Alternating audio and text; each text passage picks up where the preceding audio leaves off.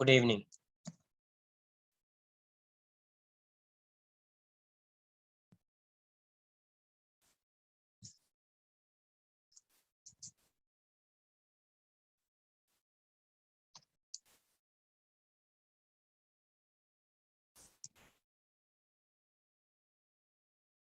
Rotation lecture number 6.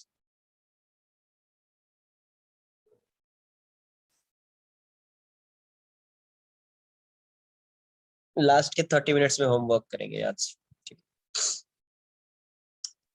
Rotation का homework जो दिया था,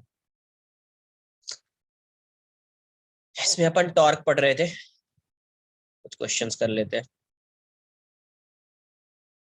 ये सब क्वेश्चन कराओ, ये तो सिंपल बताया। जैसे फोर्स की वैल्यू गिवन है, force is given in terms of vector i cap j cap k cap. R given है तो फाइंड कर सकते हो ना, torque equals to r cross F i cap j cap k cap. ये सब तो आता है ना यार, ये तो कराया था वेक्टर में।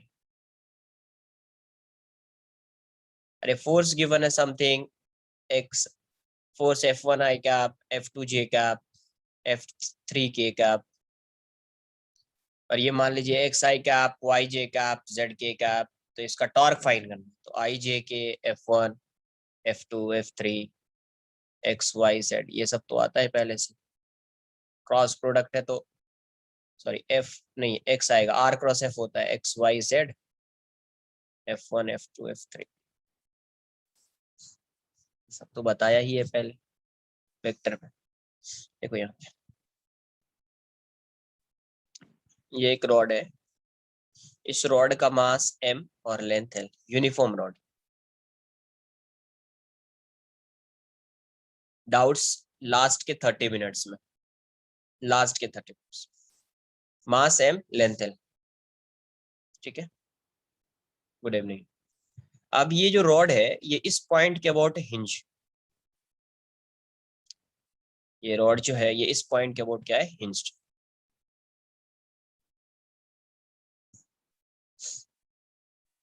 अभी ये रॉड कैसा, हॉरिजॉन्टल है।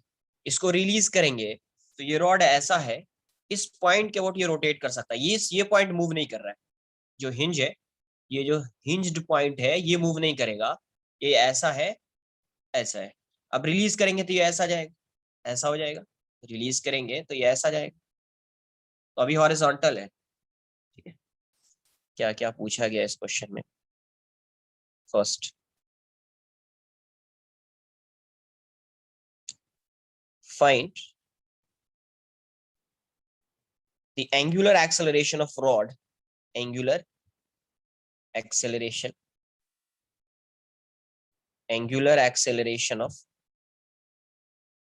acceleration of rod when it is released, it is released,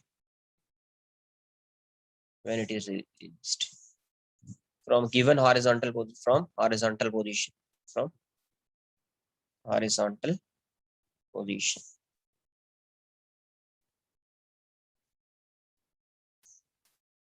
Second, find the acceleration of center of mass, find the acceleration of center of mass when it is released.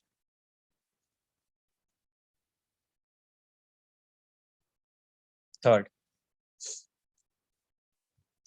find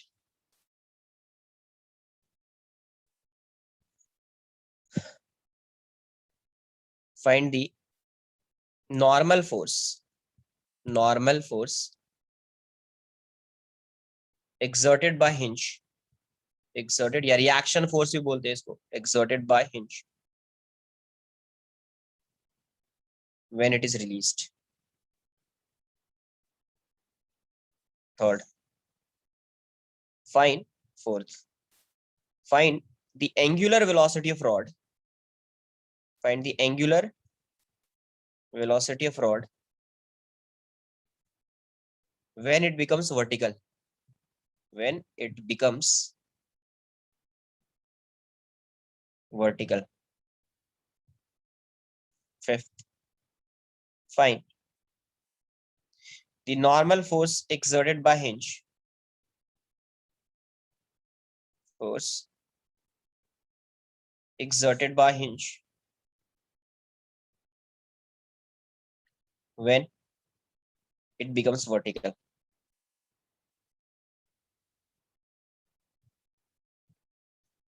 एक बार इस question को note कर लीजिए, ये question मैं solve करता हूँ, second question आप सॉल्व करेंगे।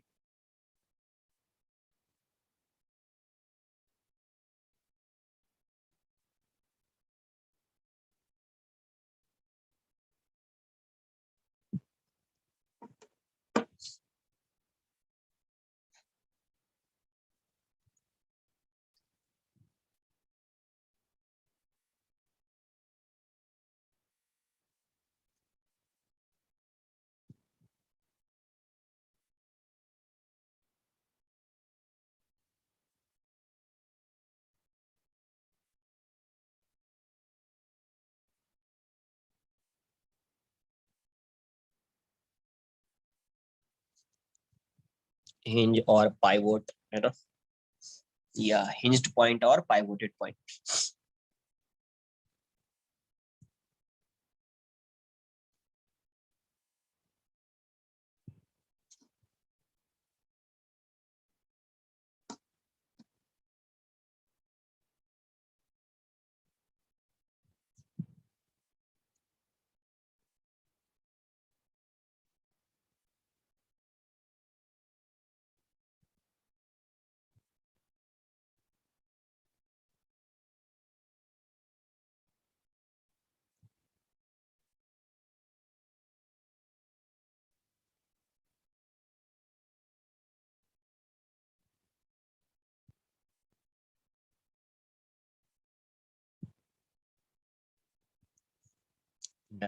हम देखिए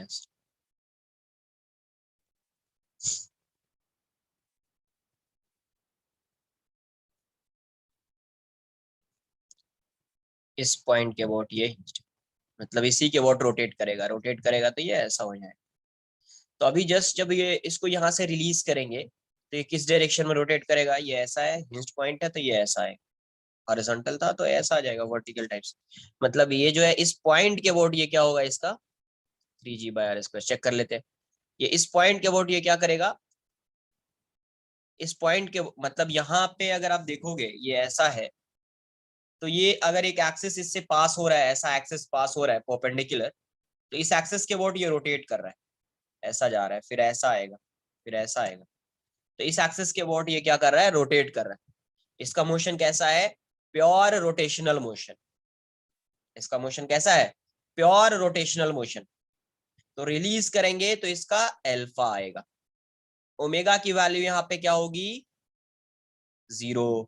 ओमेगा क्या होगा यहाँ पे, 0 होगा, क्योंकि रिलीज कर रहे हैं। जैसे रिलीज करते थे कोई ऑब्जेक्ट को किसी हाइट से, तो इनिशियल वेलोसिटी उसकी क्या होती थी, 0 होती थी।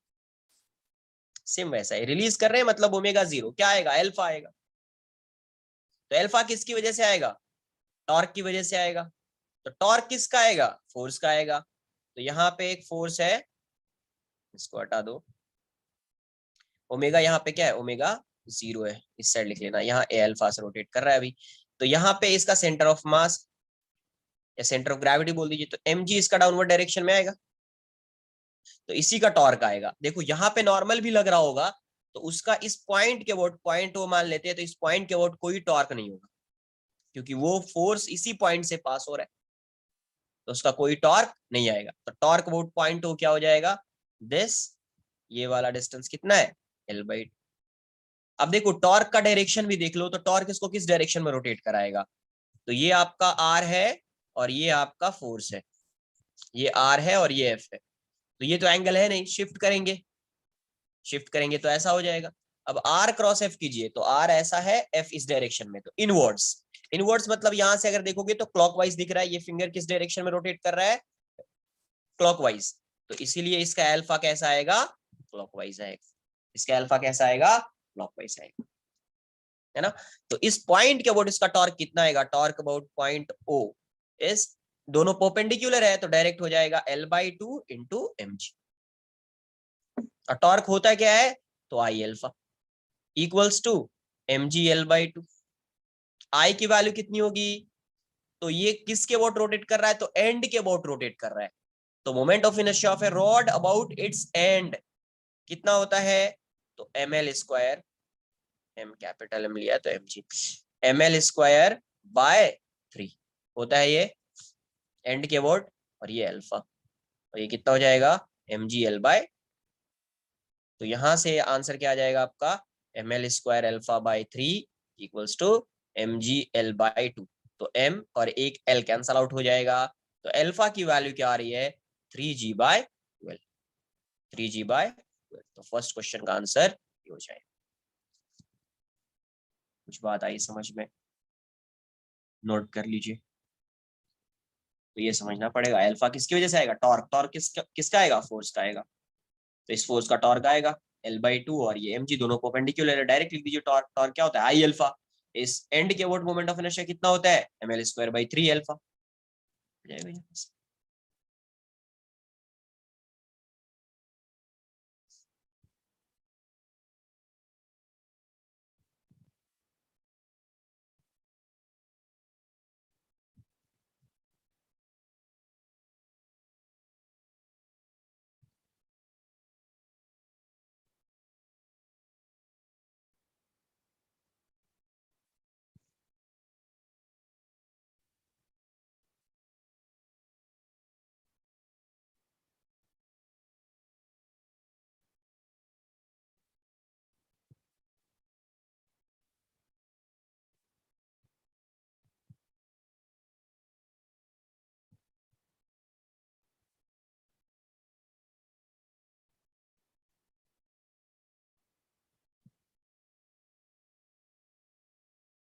डन,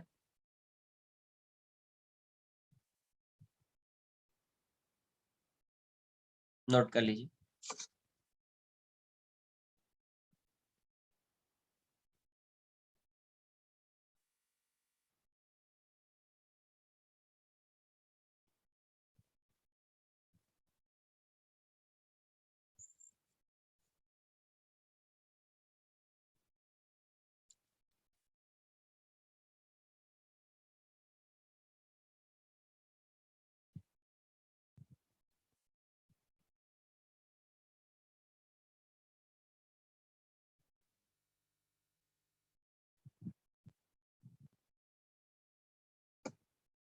इसका इनवर्ट्स होता कुछ नहीं,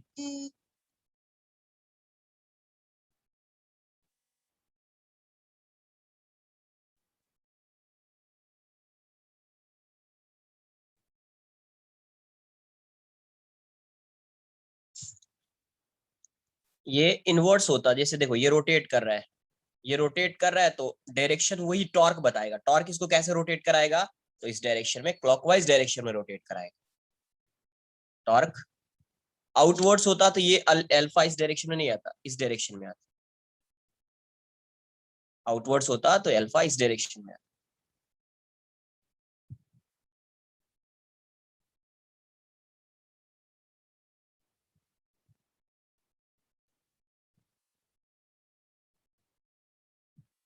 नहीं देखो, खुद से समझना पड़ेगा, आउटवर्ड्स होता तो आंसर किसकी वजह से टॉर्क आता, ये वाला ये जो फोर्स आ रहा है mg का, ये तो इसको इसी डायरेक्शन में रोटेट कराएगा ना, ये mg का फोर्स तो इसको इसी डायरेक्शन में रोटेट कराएगा, तो यहाँ से अल्फा इसी डायरेक्शन में आएगा। हाँ कोई दूसरा फोर्स होता उसके अकॉर्डिंग टॉर्क इसी डायरेक्शन में, मतलब वो इसको क्लॉकवाइज एंटी क्लॉकवाइज डायरेक्शन में रोटेट कराता तो अल्फा आता, बट इस केस में तो नहीं आ सकता है, इस केस में तो नहीं आ सकता।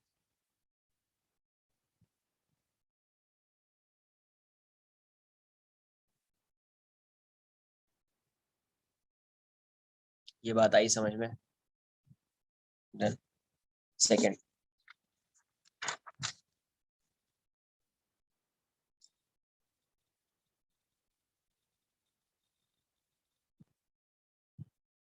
Second question, acceleration of centre of मास।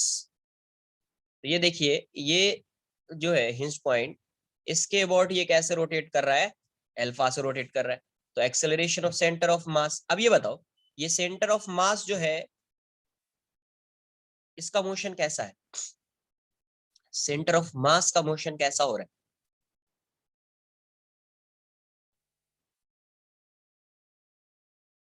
ये सेंटर ऑफ मास का मोशन कैसा है? सेंटर ऑफ मास, अरे इसका हर पॉइंट एक सर्कल में मूव करेगा, फर्स्ट लेक्चर में बताया है ना, इसका हर पॉइंट एक सर्कल में मूव करेगा। अगर पार्टिकल सर्कल में मूव करता है तो there would be two acceleration, there would be two acceleration होगा ना, एक टेंजेंशियल आएगा और एक सेंट्रिपिटल आएगा। तो टेंजेंशियल एक्सेलरेशन इसका ऐसा होगा। तो AT की वैल्यू क्या होती है? Alpha into are. तो आर कितना है? L/2, L/2 है। तो ये कितना आया? 3G/2L into L/2। तो यहां से आ जाएगा 3G/2L ही था ना, इंटू 3G/4। अब AC जो होता है वो सेंटर के, इसका सेंटर यहाँ पे, AC यहाँ पे होता, बट इसको जस्ट रिलीज कर रहे हैं। तो रिलीज कर रहे हैं तो AC की वैल्यू क्या हो जाएगी? AC क्या होता है? Omega square r. But just release किया तो ओमेगा 0 है, इसके बाद ओमेगा आएगा, जब ये मोशन स्टार्ट करेगा तब ओमेगा आएगा। उस इंस्टेंट पे तो इसका कोई ओमेगा नहीं होगा, तो इसीलिए AC की वैल्यू उस इंस्टेंट पे 0 हो जाएगी, क्योंकि उस इंस्टेंट पे ये सेंटर ऑफ मास किस में था? रेस्ट में था, रेस्ट में था, इसीलिए AC 0 हो जाएगा। बट इस अल्फा की वजह से इसका टेंजेंशियल एक्सेलरेशन आएगा। अब through out the motion AC की वैल्यू नॉन जीरो होगी, क्योंकि ओमेगा आ जाएगा। क्या आ जाएगा? ओमेगा। बात आ रही है समझ में आपको? तो यहाँ पे एक्सेलरेशन ऑफ सेंटर ऑफ मास क्या आ जाएगा? Acceleration of centre of mass ACM की जो वैल्यू है वो यहाँ से क्या आ जाएगी? AT square plus AC square, है ना। तो ये तो आ जाएगा 3G/4 का स्क्वायर हो जाएगा, और ये वाला टर्म तो 0 है, तो यहाँ से आंसर 3G/4 रहेगा। Third question, find the normal reaction. अब देखिए ये रॉड है, इस रॉड का सेंटर ऑफ mg जो है, इस पे जो फोर्स लग रहा है mg इस डायरेक्शन में, और इसका एक्सेलरेशन सेंटर, इसके एक्सेलरेशन का इसका जो सेंटर ऑफ मास है उसका एक्सेलरेशन AT है। AC तो 0 है, AT मतलब इस डायरेक्शन में, इसका एक्सेलरेशन है CM 3G/4 है ना। अब देखो ये जो हिंज्ड पॉइंट है, ये इस पे रिएक्शन फोर्स या तो इस डायरेक्शन में लगाता या इस डायरेक्शन में लगाएगा, या इस डायरेक्शन में लगता, वैसा होता, एक्स और वाई में लगाता। बट एक्स डायरेक्शन में कोई एक्सेलरेशन नहीं है, तो इस डायरेक्शन में कोई फोर्स नहीं लगाएगा, वो इस डायरेक्शन में फोर्स लगाएगा। तो इसको मैं बोल देता हूँ NY, या N बोल दीजिए यहाँ पे, और ये वाली वैल्यू NX। तो NX की वैल्यू यहाँ पे क्या है? 0 है। NX क्या है? 0 है। क्यों 0 है? तो NX क्या हो जाता? M into ACM along X, ACM along X। तो M into ACM along X क्या है? 0 है, तो ये वाली वैल्यू 0 हो जाएगी। हिंज जो है एक्स और वाई दोनों डायरेक्शन में फोर्स लगाएगा, बट यहाँ पे ये वैल्यू 0 आ रही है। देखो ये जो सपोर्ट है या हिंज पॉइंट है, जो पाइवोट है यहाँ पे, वो इस रॉड पे एक्स और वाई दोनों डायरेक्शन में रिएक्शन फोर्स लगा सकता है, दोनों डायरेक्शन में रिएक्शन फोर्स लगा सकता है। वो डिपेंड करेगा एक्सेलरेशन ऑफ सेंटर ऑफ मास पे। वो किस पे डिपेंड करेगा? एक्सेलरेशन ऑफ सेंटर ऑफ मास। ठीक है, तो एक्स डायरेक्शन में तो इसका कोई एक्सेलरेशन है ही नहीं, तो जब एक्सेलरेशन नहीं है, it means net force acting on this rod along x direction would be 0। अगर फोर्स फाइंड भी करना होता है nx, तो क्या लिखते? m into mass into acceleration of centre of mass along x, तो क्या हो जाता? m into ACM into x। तो ACM अलोंग x क्या है? 0 है, तो ये वाली वैल्यू 0 हो जाएगी। x डायरेक्शन में कोई एक्सेलरेशन नहीं है, किस डायरेक्शन में? y डायरेक्शन में। ये बात आई समझ में? एंड अलोंग वाई डायरेक्शन आप क्या लिखेंगे? अब कोई बोलेगा सर ये नॉर्मल इस डायरेक्शन में क्यों लग रहा है? इस डायरेक्शन में ही लग जाता, सपोर्ट है यहाँ पे, ऐसा सपोर्ट है, ऐसा थोड़ी ग्राउंड थोड़ी ऐसा लगा रहा है, नॉर्मल हमेशा ऐसा होगा, ये सपोर्ट है, तो ये इस पे नॉर्मल इस डायरेक्शन में क्यों लगा रहा है? डाउनवर्ड डायरेक्शन में भी हो सकता था। अब ऐसे समझो, mg है डाउनवर्ड डायरेक्शन में, ठीक है, और इसका एक्सेलरेशन 3G/4 है। अगर सिर्फ mg होता, सिर्फ इस पे फोर्स डाउनवर्ड डायरेक्शन में mg एक्ट कर रहा होता, तो एक्सेलरेशन कितना होता? g होता। अरे mg/m g होता है एक्सेलरेशन, बट एक्सेलरेशन कितना है? 3G/4।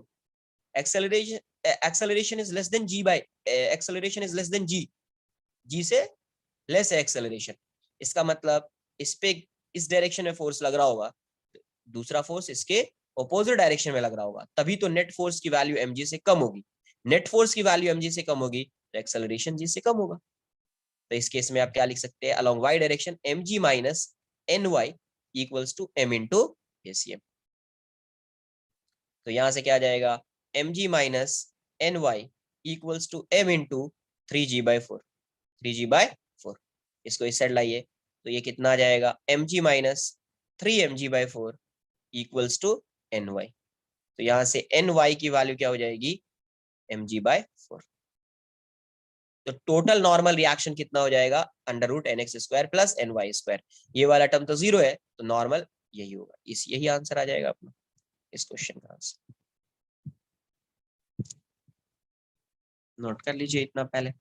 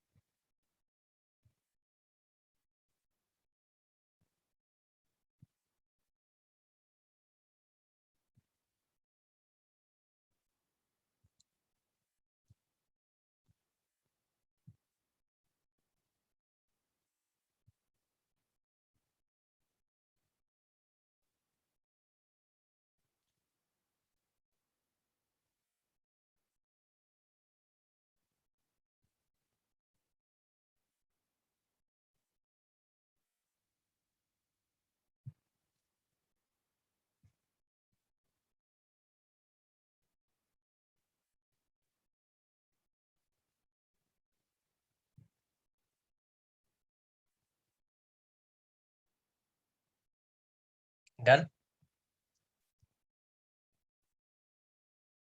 नोट कर लीजिए।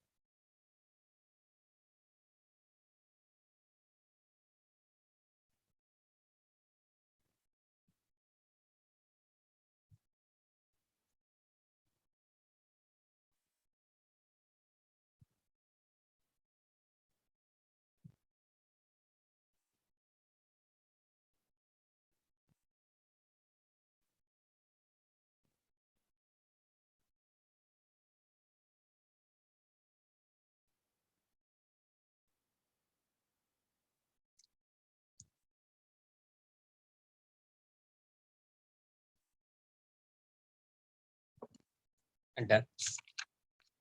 Third question, fourth question, find the angular velocity for rod when it becomes vertical.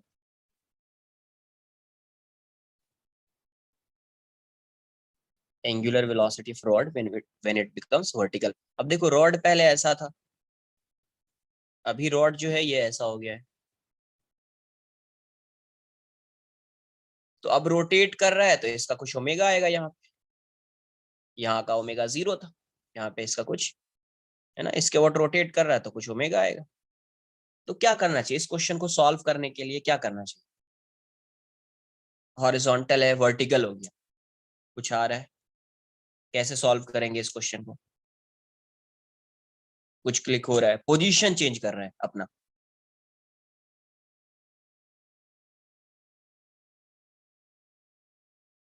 ये कैसा था? हॉरिजॉन्टल। इसका सेंटर ऑफ मास कहाँ पे? यहाँ पे। अभी इसका सेंटर ऑफ मास कहाँ पे है? यहाँ पे। हाँ, ओमेगा ही फाइंड करना है ना, एंगुलर वेलोसिटी। तो एंगुलर वेलोसिटी फाइंड करने के लिए क्या कर सकते हैं यहाँ पे?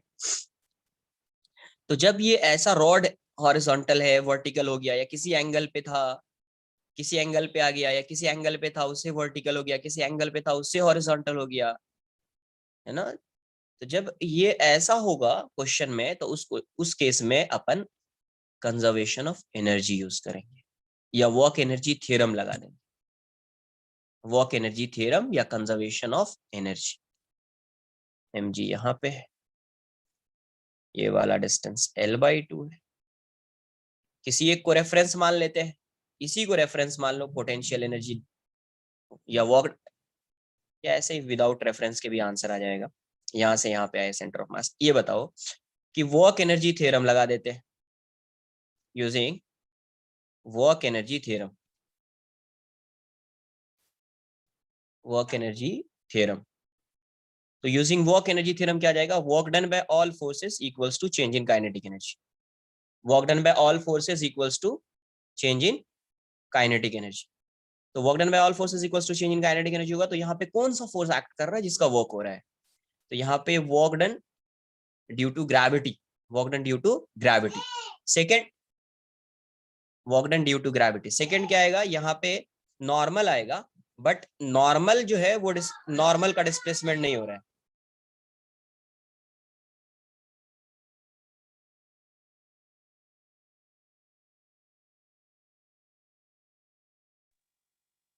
नॉर्मल का डिस्प्लेसमेंट क्या है?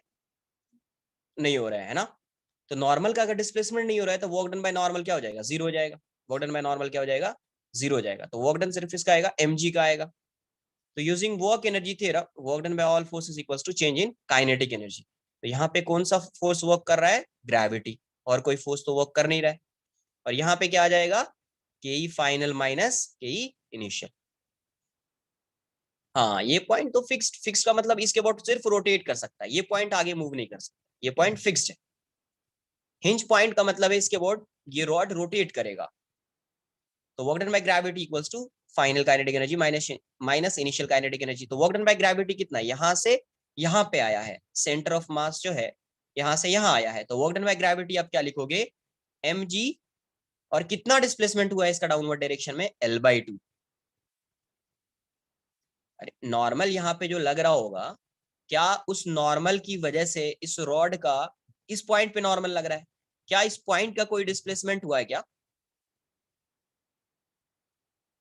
तो इसलिए वर्क डन क्या हो जाएगा? नॉर्मल का जीरो हो जाएगा। सिर्फ किसका वर्क आएगा? mg का आएगा, है ना? तो इसीलिए नॉर्मल के वर्क को नहीं लिख रहे। तो यहां से क्या जाएगा? mg। और ये वाला पॉइंट कितना डिस्प्लेस हुआ डाउनवर्ड डायरेक्शन में? तो l/2। तो mg into l/2। Final kinetic energy क्या होगी? अब ये बताओ, ये रॉड, इस रॉड का जो मोशन है वो कैसा मोशन है? Pure rotational motion. कैसा मोशन है? Pure rotational motion. तो in case of pure rotational motion, what would be the, हाँ, ये क्या हो जाएगा? What would be the expression of kinetic energy? It would be half I omega square, half I omega square. And initially ये rest में था, तो kinetic energy initially क्या है? जीरो है, रोटेट नहीं कर रहा है। तो यहां से ये वाली वैल्यू कितनी हो जाएगी mg l/2 equals to half I की वैल्यू क्या हो जाएगी? इसके वॉट रोटेट कर रहा है, ये हो जाएगा ml²/3 into omega square, into omega square. तो यहां से आपका आंसर क्या आ जाएगा? mg l/2 equals to ml²/2 into 3 omega square ml 2 2 omega square की वैल्यू कितनी हो गई 3g/l। तो ओमेगा कितना आ जाएगा आपका √3g/l। यही हो गया फोर्थ का आंसर ओमेगा।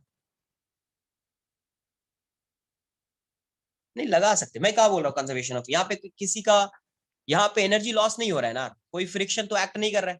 फ्रिक्शन एक्ट करता तब कंजर्वेशन ऑफ एनर्जी यूज नहीं कर सकते, वो भी लगाएंगे तो वही आएगा।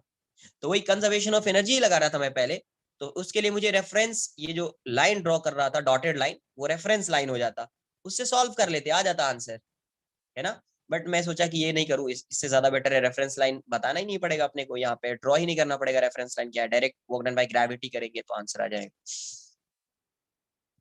ठीक है, तो ये था फोर्थ। अब फिफ्थ देखते हैं। फिफ्थ क्वेश्चन क्या था इसमें, find the normal force exerted by hinge when it becomes vertical. अब ये बताओ, ये वर्टिकल हो रहा है, तो इस इंस्टेंट पे जब ये वर्टिकल हुआ, तो इस इंस्टेंट पे इस पॉइंट के अबाउट ये रोटेट कर रहा है, मान लीजिए ये ऐसा ही है, इस पॉइंट के अबाउट रोटेट कर रहा है ना। यहाँ से एक्सेस जो पास हो रहा है उसी के अबाउट रोटेट कर रहा था ये। अभी एक इसका क्या आ गया ओमेगा, और इसका mg तो यहाँ पे आएगा, डाउनवर्ड डायरेक्शन में mg आएगा। तो इस ओमेगा की वजह से ये इसका मोशन कैसा है, सेंटर ऑफ मास का सर्कुलर मोशन। तो सबसे पहले इस पॉइंट के अबाउट क्या कोई टॉर्क लग रहा है क्या, कोई टॉर्क है क्या इस पॉइंट के अबाउट, टॉर्क अबाउट पॉइंट हो, mg क्या किससे पास होगा, इसी पॉइंट से पास होगा, तो इसका टॉर्क क्या हो जाएगा 0। और वैसे भी देख लेंगे, अगर r फाइंड करना है तो r ये होगा, mg ये है, दोनों के बीच का एंगल क्या है 0 degree, it means r cross f would be 0। तो टॉर्क अबाउट पॉइंट हो क्या है 0 है, तो इसका आई एल्फा 0 आ गया। तो आई तो 0 है नहीं, तो क्या 0 होगा एल्फा, यहां से एल्फा की वैल्यू 0 आ गई, एल्फा 0 आ गया, देयरफॉर AT की वैल्यू क्या हो जाएगी एल्फा इंटू आर, तो AT 0 हो जाएगा। तो इस केस में AT की वैल्यू क्या है 0 है, इस केस में AT की वैल्यू क्या है 0 है। एंड AC क्या आ जाएगा, दो एक्सेलरेशन होता है, AC क्या आ जाएगा ओमेगा स्क्वायर आर। तो ओमेगा की वैल्यू कितनी है 3g/l, और r कितना है तो l/2, l/2, तो ये l/2 हो जाएगा। तो AC कितना आ जाएगा 3g/2। तो इसका जो सेंट्रिपिटल एक्सेलरेशन किसके टुवर्ड्स होगा, centripetal acceleration towards centre, towards centre, यही है आपका AC। तो अब देखो इसका जो सेंट्रिपिटल एक्सेलरेशन है, या आप बोले नेट एक्सेलरेशन, तो इसका इस अपवर्ड डायरेक्शन में है, mg डाउनवर्ड डायरेक्शन में लग रहा है, इसका मतलब इस रॉड पे जो नेट फोर्स होगा वो अपवर्ड डायरेक्शन में लगेगा। तो यहाँ पे हिंज जो है ये नॉर्मल रिएक्शन इस पे ऐसा लगा रहा हो। अगर एक्स डायरेक्शन में कोई एक्सेलरेशन होता तो एक्स डायरेक्शन में भी रिएक्शन फोर्स या हिंज फोर्स लगता, तो यहाँ पे नॉर्मल इस डायरेक्शन में लगेगा। तो n minus mg equals to क्या हो जाएगा m इंटू AC। कुछ आई बात समझ में,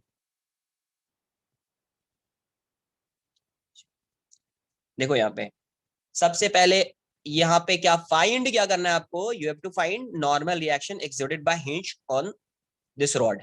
ठीक है, आपको ये फाइंड करना है, ये चीज क्लियर है। नहीं नहीं mg नहीं, mg कहां से, रोटेट कर रहा है यहाँ पे, रोटेट कर रहा है ना, समझिए, इसलिए तो क्वेश्चन दिया है। क्वेश्चन में क्या पूछा गया, ये अगर ऐसा रेस्ट में होता, सिर्फ ग्राउंड पे रख देते इसको, ग्राउंड पे भी ऐसा रख देते तब mg आता। अभी ये ऐसा था, इस पॉइंट यहाँ पे ऐसा है, पॉइंट है फिक्स्ड है, इसके अबाउट ये रोटेट कर सकता है, ऐसा हो गया, तब नॉर्मल कितना होगा, ये नॉर्मल कितना लगा रहा है, ये रिएक्शन फोर्स कितना लगा रहा है, नॉर्मल का मतलब यहाँ पे रिएक्शन फोर्स, ये जो नॉर्मल दिख रहा है आपको, नॉर्मल का मतलब क्या होता है, ये जो फोर्स है साइड में कहीं पे यहाँ पे लिख लीजिए, इसका मतलब ये है नॉर्मल फोर्स मतलब रिएक्शन फोर्स, रिएक्शन फोर्स। तो यहाँ पे आप क्या लिखेंगे, तो एक चीज समझ में आनी चाहिए कि नॉर्मल इस पे लगेगा। तो अब मुझे पहले क्या फाइंड करना पड़ेगा, नॉर्मल फाइंड करने के लिए first have to find the acceleration of centre of mass. तो एक्सेलरेशन, ये सेंटर ऑफ मास किस में मूव कर रहा है, तो सर्कल में मूव कर रहा है, सर्कल में मूव कर रहा है, तो कितना एक्सेलरेशन होगा, there would be two acceleration, centripetal acceleration and tangential acceleration. Tangential acceleration किससे आता है, तो अल्फा से आता है, सेंट्रिपिटल एक्सेलरेशन किससे आता है, तो ओमेगा से आता है। तो first you have to find the value of alpha. तो इस पॉइंट के अबाउट इसका टॉर्क तो 0 है, इसका टॉर्क भी 0 आएगा, क्यों, क्योंकि यहां से r और mg जो है वो सेम डायरेक्शन में है, तो एंगल 0 हो जाएगा, तो इसीलिए टॉर्क की वैल्यू 0 हो जाएगी। टॉर्क 0 होगा तो आई अल्फा इक्वल्स टू 0, आई तो 0 है नहीं, तो अल्फा 0 होगा। तो एटी की वैल्यू अल्फा इंटू आर, तो एटी की वैल्यू 0 हो जाएगी। और एसी क्या हो जाएगा, omega square R. Omega find किया यहाँ पे, आर की वैल्यू कितनी होगी, L/2, तो यहाँ से आ जाएगा एसी। तो इसका जो सेंट्रीपिटल एक्सेलरेशन है इस साइड है, इसका सर्कल ऐसा होगा ना यार, तो सेंट्रीपिटल एक्सेलरेशन सेंटर, इसका सेंटर ये है तो सेंटर के टुवर्ड्स होगा। ये जो सेंटर ऑफ मास सर्कल में मूव कर रहा है, तो सर्कल का सेंटर कहाँ पे होगा, ऐसा है ना इसका पाथ, सेंटर यहाँ पे होगा, तो सेंट्रीपिटल एक्सेलरेशन इस साइड होगा। mg डाउनवर्ड डायरेक्शन में, इसका मतलब नॉर्मल डायरेक्शन इस पे इस साइड लग रहा होगा।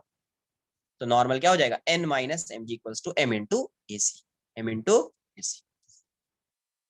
कुछ आई बात समझ में, नोट कर लीजिए।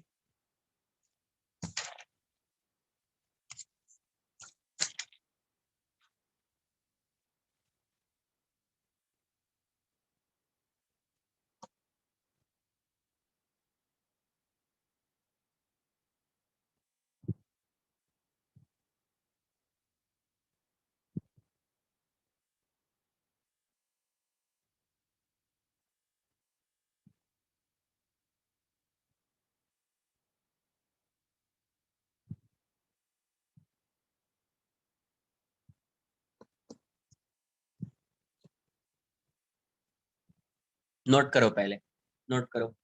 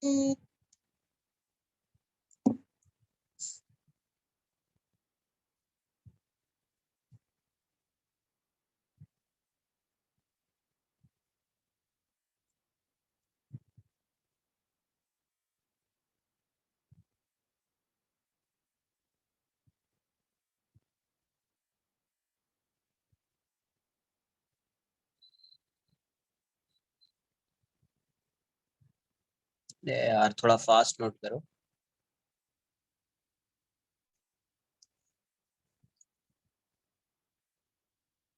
डन,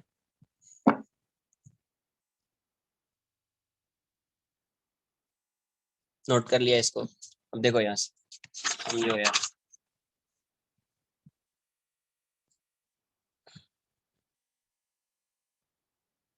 ये रॉड जो है ये कुछ ऐसा रॉड है,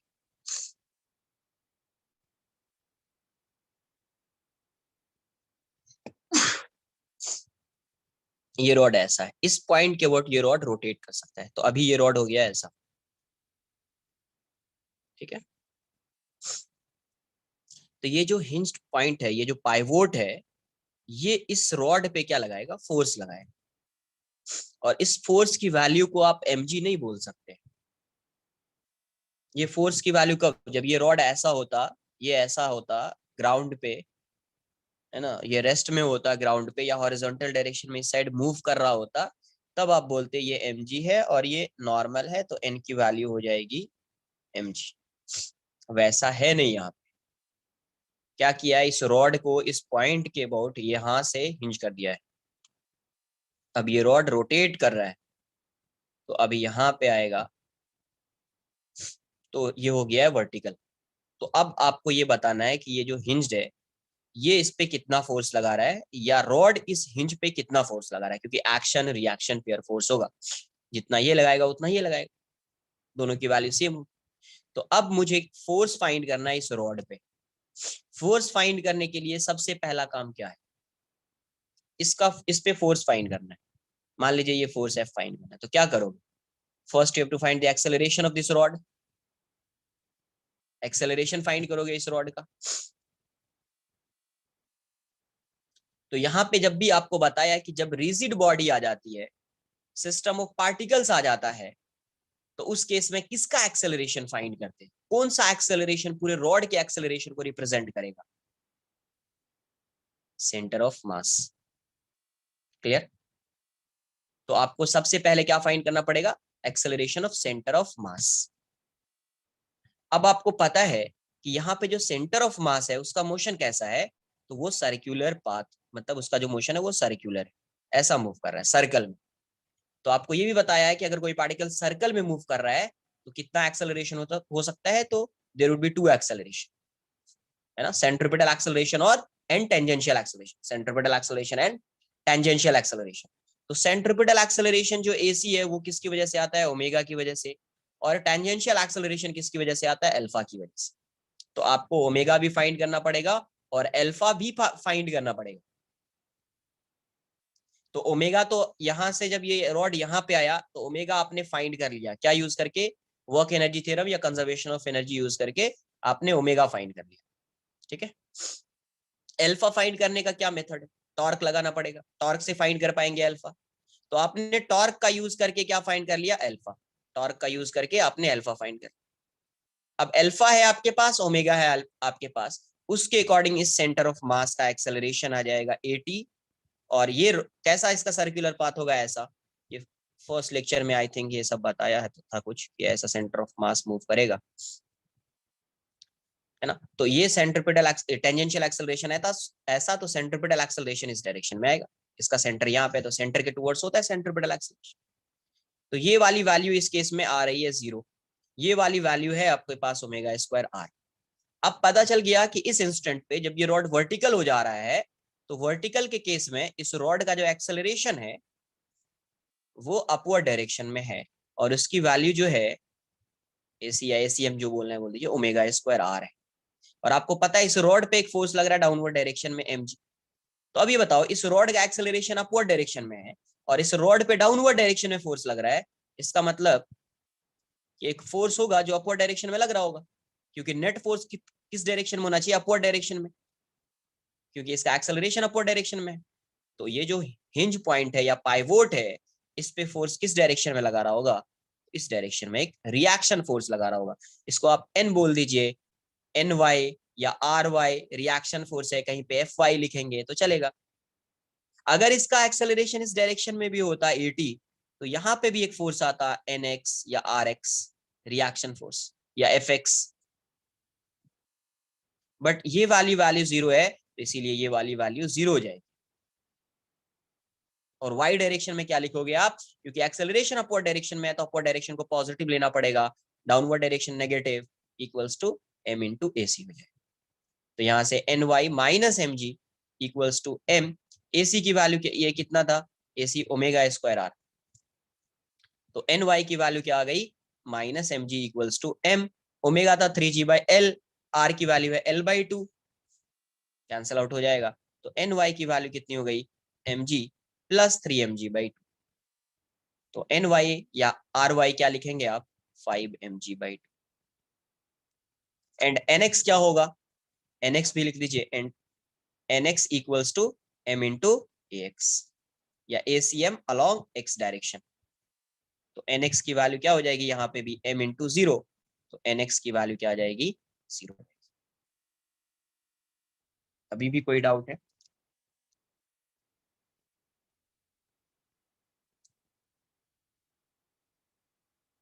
नोट कर लीजिए इसको।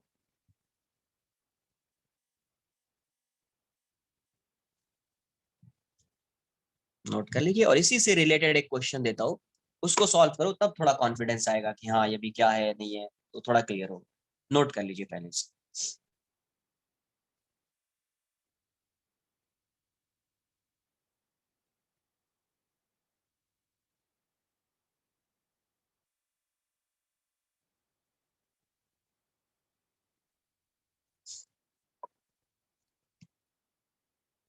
बिकॉज एटी जीरो है ना, एटी जीरो है, सेंटर ऑफ मास ये है, एक्स डायरेक्शन ये इसको मान लिया, वाई डायरेक्शन इसको मान लिया, तो एटी की वैल्यू तो इस केस में जीरो है ना यार। एटी क्या होगा, alpha into r, alpha zero है तो ये वाली वैल्यू जीरो हो जाएगी। यही तो एटी क्या है, एक्स है यहाँ पे, एक्स डायरेक्शन में एक्सेलरेशन तो एटी है ना, वाई डायरेक्शन में एसी है।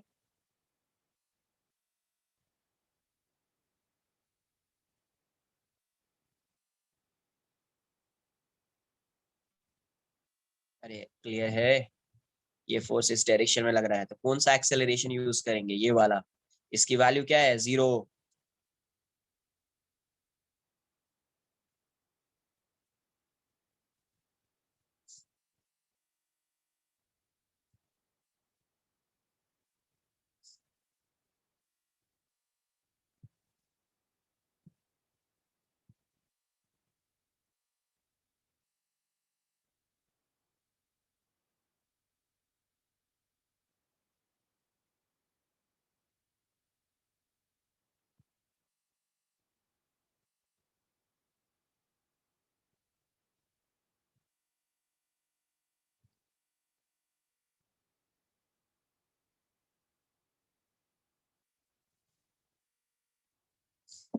नेक्स्ट क्वेश्चन देख लेते हैं।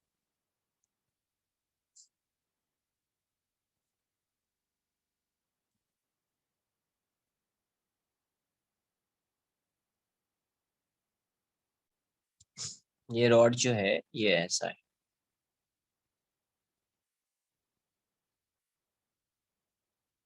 थिन रॉड है, थिन रॉड। अभी ये कितना एंगल बना रहा है, इससे एंगल बना रहा है 60 डिग्री, हॉरिजॉन्टल से कितना बनाएगा 30 degree. Mass M, length L, uniform rod, इस पॉइंट के अबाउट पाइवोटेड। रॉड, ये जो है रॉड इज रिलीज्ड,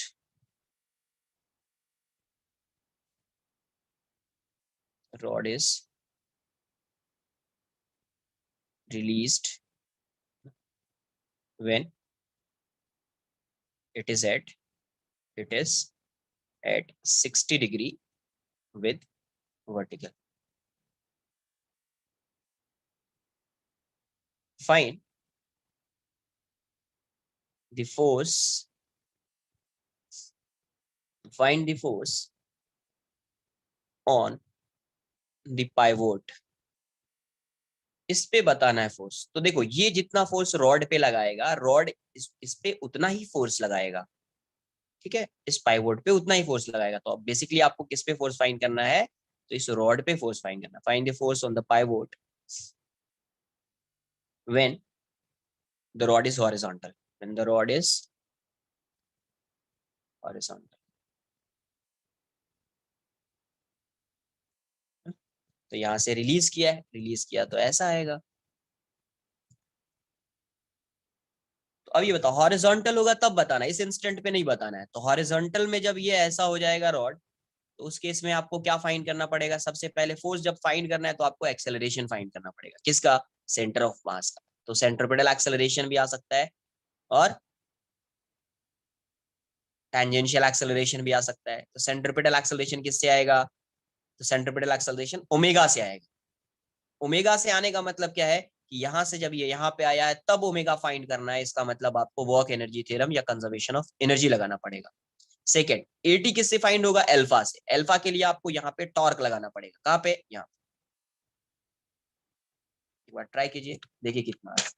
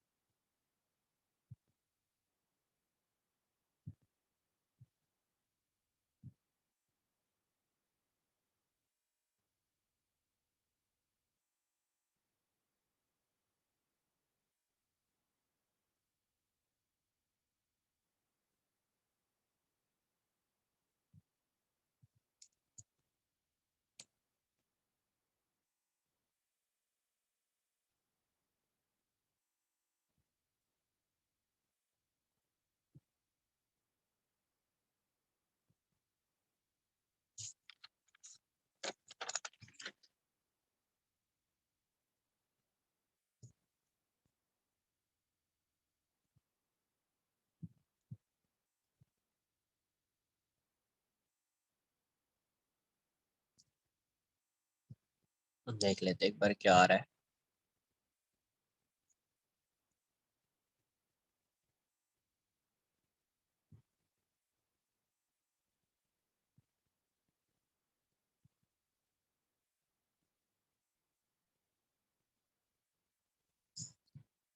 ये रॉड ऐसा था, ये एंगल 30 डिग्री है ना। अभी ये ऐसा हो गया हॉरिजॉन्टल, ये रॉड ऐसा था मान, अभी ये हॉरिजॉन्टल हो गया। इसका सेंटर ऑफ मास का यहाँ पे होगा, तो एम जी तो स्पेस ही डायरेक्शन में लगेगा। तो एम जी इस डायरेक्शन में, यहाँ से इसका सेंटर ऑफ मास यहाँ पे आ चुका है, इसका सेंटर ऑफ मास यहाँ पे आ चुका है, तो ये कितना डिस्प्लेस हुआ है वर्टिकल डायरेक्शन में। तो वर्टिकल डायरेक्शन में इसका डिस्प्लेसमेंट ये है, और ये वाली वैल्यू L/2 है, तो ये कितना जाएगा L/2 साइन 30, तो ये जाएगा L/4, L/4। अब देखो यहाँ पे तो ओमेगा 0 था, बट यहाँ पे इसका कुछ ओमेगा आ जाएगा, तो क्या करेंगे, work energy theorem using work energy theorem. क्या जाएगा, work done by all forces equals to change in kinetic energy. तो यहाँ पे वर्क डन बाय ग्रेविटी एक ही फोर्स का वर्क हो रहा होगा, यहाँ पे जो भी रिएक्शन फोर्स लग रहा होगा उसका तो कोई डिस्प्लेसमेंट है नहीं, इसी का है। तो work done by gravity equals to K E final minus के ई इनिशियल, के ई फाइनल माइनस के ई इनिशियल। तो work done by gravity, gravity का वर्क डन L/4 है, और यहाँ पे m है, यहाँ से यहाँ पे आ चुका है, तो mg into L/4, mg into L/4। Final kinetic energy, इसका मोशन कैसा है, प्योर रोटेशनल मोशन, तो half I omega square. Initially तो ये 0 है, तो ये कितना आ रहा है, mg L/2 equals to mg L/4, L/2 नहीं L/4 है, इक्वल्स टू हाफ, फिर से ये इसी के अबाउट रोटेट कर रहा है, एंड के अबाउट रोटेट कर रहा है, तो ml²/3 इंटू ओमेगा स्क्वायर, 2 से 2 टाइम्स में जाएगा, ml कैंसल आउट हो जाएगा, तो यहाँ से ओमेगा की वैल्यू क्या आ रही है, omega square is 3g/12। Therefore omega कितना आ गया, √3g/12। ठीक है, तो यहाँ से सेंट्रीपिटल एक्सेलरेशन आ जाएगा। अब दूसरा, जब ये रॉड क्या हो गया है वर्टिकल, ये सॉरी हॉरिजॉन्टल, जब ये रॉड हॉरिजॉन्टल हो गया है, तो अभी इसका अल्फा फाइंड करना पड़ेगा, है ना, क्योंकि इस इंस्टेंट पे आपको फोर्स चाहिए, तो mg लग रहा होगा इस डायरेक्शन में, और इसके अबाउट ये वाला डिस्टेंस L/2 है, तो ये तो पहले भी फाइंड किया है। तो टॉर्क यहाँ पे क्या आ जाएगा, टॉर्क की वैल्यू क्या आ जाएगी, ओ मान लेते, torque about point O is L/2 into mg, और टॉर्क होगा क्या, I alpha equals to mg L/2। I की वैल्यू क्या है, ml²/3, alpha equals to mg L/2, तो ml कैंसल आउट हो जाएगा, तो अल्फा की वैल्यू कितनी हो जाएगी, 3g/12। तो अल्फा भी फाइंड कर लिया, ओमेगा भी फाइंड कर लिया, अब अपन क्या फाइंड करेंगे, centripetal acceleration and tangential acceleration. ठीक है, नोट कर लीजिए इसको पहले।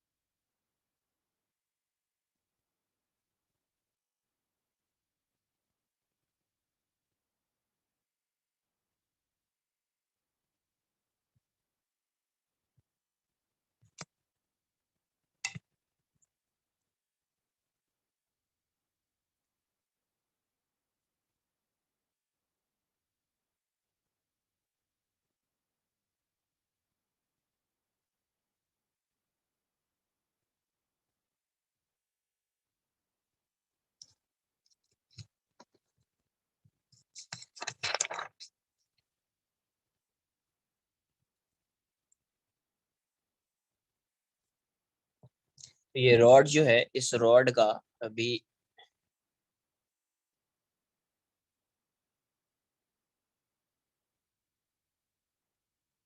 सेंटर ऑफ मास होगा, तो ये सेंटर ऑफ मास ऐसे सर्कुलर पाथ में मूव कर रहा है, तो इसका एटी आएगा यहाँ पे। एटी की वैल्यू क्या होगी, एल्फा इंटू आर। एल्फा कितना था अभी, 3g/12, है ना, 3g/12। आर कितना है, तो आर हो जाएगा L/2, L/2। ये कितना आया, 3g/4। इस डायरेक्शन में इसका ए सी आएगा, एंड ए सी की वैल्यू क्या होगी, A C equals to omega square R. Omega कितना है, 3g/12 इंटू L/2, तो ये भी 3g/4, ये भी 3g/4, है ना, 3g/12 ही था। तो अब देखो, ये इस रॉड का इस डायरेक्शन में भी एक्सेलरेशन है और इस डायरेक्शन में भी एक्सेलरेशन है। इसका मतलब ये जो रॉड होगा, इस पे जो फोर्स लग रहा होगा, रिएक्शन फोर्स, ये इसका एक्सेलरेशन इस साइड है, तो रिएक्शन फोर्स भी इसी साइड लगेगा। तो इसको आप आर एक्स बोल दीजिए, एन एक्स बोल दीजिए, एन एक्स, यही R x equals to N x. और इस पे इस डायरेक्शन में फोर्स लग रहा होगा, क्योंकि एम जी इस डायरेक्शन में है, तो इसका जो acceleration A C M along X 3g/4 है, और A C M along Y ये भी 3g/4 है। तो ये तो जी से कम है, तो इस डायरेक्शन में फोर्स लग रहा होगा आर वाई या एन एक्स, एन वाई, कोई पुट कर दीजिए। तो यहाँ से एक्स डायरेक्शन में कितना आएगा, तो आर एक्स या N x equals to M into A C m x. तो यहाँ पे ए सी एम की वैल्यू है 3g/4, तो ये आ जाएगा 3mg/4,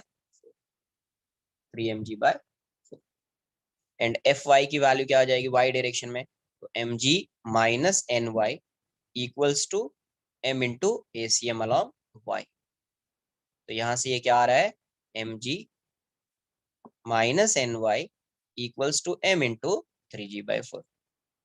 इसको इस साइड लाएंगे, तो ये जाएगा m g minus 3mg/4 equals to N y, therefore N y equals to mg/4, mg/4। तो नेट फोर्स कितना लगेगा, नेट नॉर्मल रिएक्शन जो लगेगा, है ना, hence net normal is under root N x square plus N y square, है ना। तो यहाँ से पुट कर देंगे, इसके बाद यहाँ पे आएगा, तो यहाँ से पुट कर दीजिए, ये आ जाएगा 9m² g² / 16, और ये आ जाएगा m²g²। नेक्स्ट पेज में ही लिखता हूँ यार, सादा ये हो जाएगा, नोट कर लीजिए।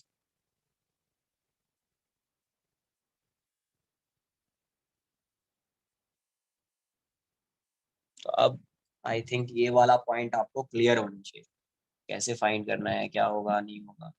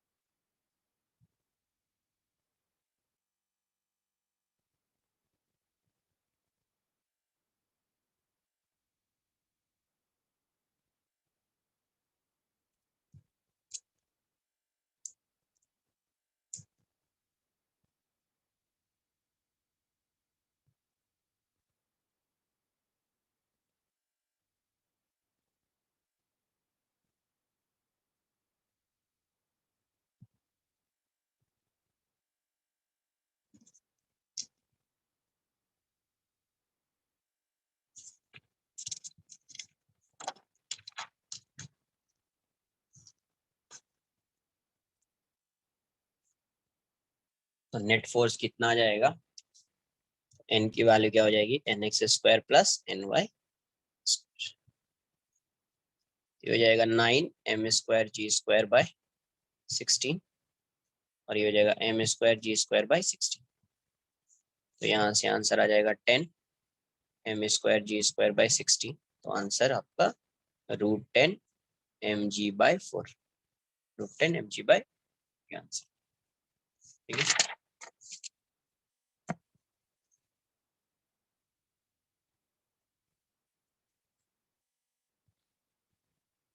ये एक स्ट्रिंग है, मासलेस स्ट्रिंग,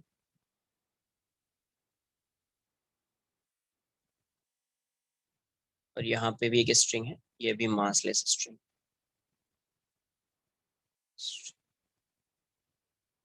और यहाँ पे क्या है, एक रॉड है, ये रॉड है, इसका मास m, लेंथ l, मास m, लेंथ l, ऐसा दिया, मासलेस स्ट्रिंग, एक रॉड है, मास हॉरिजॉन्टल है, पहले ऐसे ही हॉरिजॉन्टल डायरेक्शन। आपसे क्वेश्चन में पूछा गया immediately after the right string, इसको कट कर दिया, after the right string is cut, string is cut, find the first linear acceleration of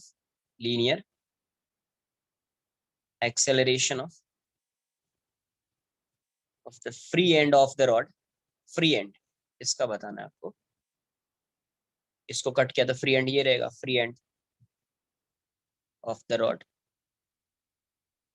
second, linear acceleration of center of mass of rod, of the rod। third, tension in the left string,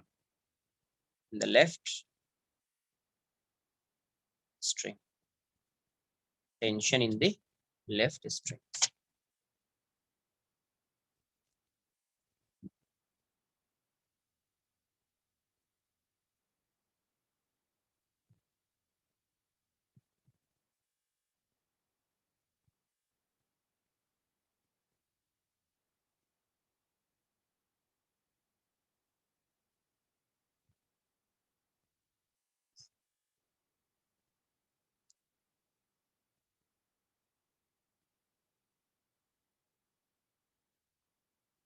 सब simple सा question है।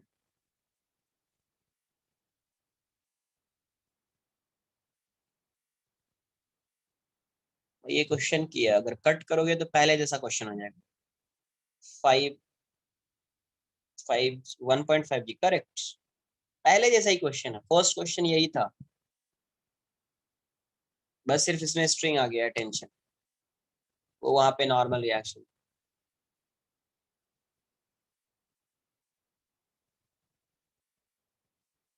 खुद से सोचो ना, अगर इसको cut करोगे तो ये ऐसा होगा ना, कट करोगे तो ये ऐसा होगा, इस पॉइंट के बड़ा ऐसा, यहाँ पे एक स्ट्रिंग है मान लीजिए वर्टिकल, तो ये ऐसा रोटेट करेगा, कट करोगे तो ये ऐसा रोटेट करेगा, तो अभी इस टाइप से आएगा, तो रोटेट करेगा, इसके वोट रोटेट कर रहा है, तो इसके वोट आप टॉर्क फाइंड कर लीजिए, टॉर्क फाइंड करेंगे तो अल्फा आ जाएगा, आपको पता है अल्फा, इसके अबाउट अबाउट फाइंड करेंगे तो वही अल्फा सबका होगा, तो अल्फा आ जाएगा, अल्फा से इस पॉइंट का एक्सेलरेशन फाइंड कर सकते हैं, सेंटर ऑफ मास का एक्सेलरेशन फाइंड कर सकते हैं। एक बार अल्फा आ गया तो सेंटर ऑफ मास का एक्सेलरेशन आ गया, ओमेगा तो जीरो रहेगा, जैसे कट करेंगे ओमेगा वुड बी जीरो, तो इस सेंटर ऑफ मास का सिर्फ टेंजेंशियल एक्सेलरेशन आएगा, तो वहां से you can find the value of tension, you can find the value of tension.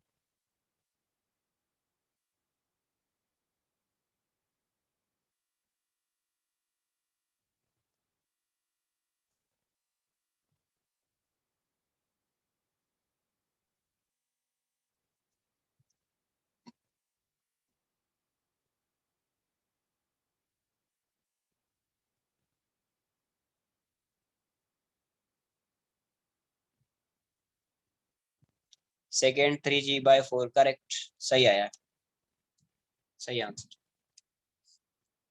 ये सिंपल सा है, इसको कट किया तो अभी ये रॉड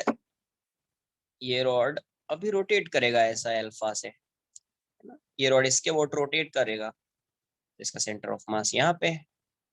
ये वाले स्ट्रिंग का तो टेंशन 0 हो गया, यहाँ पे mg आएगा, ये वाला डिस्टेंस L/2 और यहाँ पे टेंशन T आएगा, तो इसके बाद टॉर्क लेंगे तो ये इसका टॉर्क 0 हो जाएगा। तो torque about A, torque about A, तो इसका तो कोई टॉर्क होगा नहीं क्योंकि AC से पास हो रहा है, ये वाला दोनों परपेंडिकुलर है, तो L/2 इंटू mg हो जाएगा।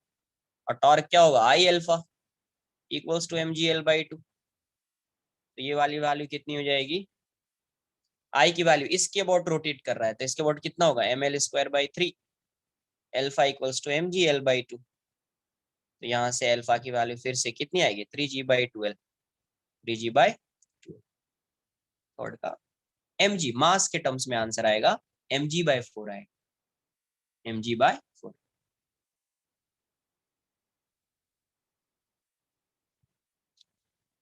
नोट कर लीजिए इसको, अल्फा आ गया तो इस पॉइंट का एक्सेलरेशन आ जाएगा, इस पॉइंट का एक्सेलरेशन आएगा तो सेंटर ऑफ मास का भी एक्सेलरेशन आएगा क्योंकि अल्फा पता है। फिर उसके बाद सेंटर ऑफ मास का एक्सेलरेशन आया तो इस टेंशन आ जाएगा। फर्स्ट क्वेश्चन जैसा है ये।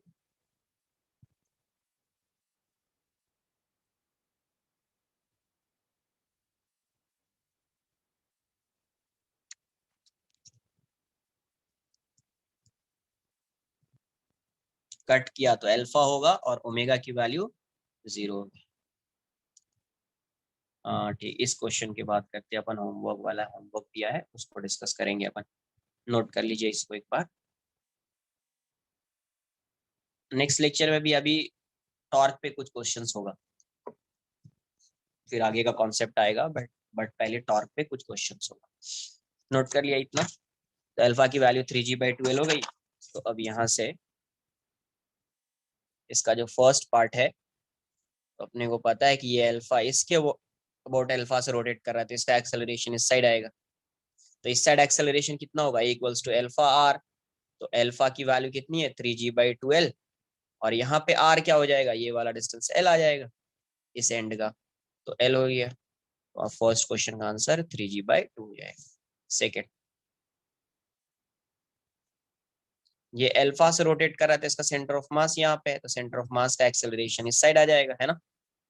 टेंजेंशियल एक्सेलरेशन आएगा, ए ACM बोल दीजिए क्योंकि AC तो 0 होगा, तो ये अल्फा इंटू L/2 हो जाएगा।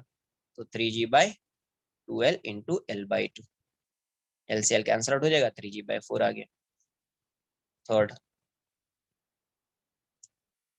यहाँ पे mg लग रहा है और यहाँ पे टेंशन लग रहा है, और इस डायरेक्शन में ACM की वैल्यू है 3g/4।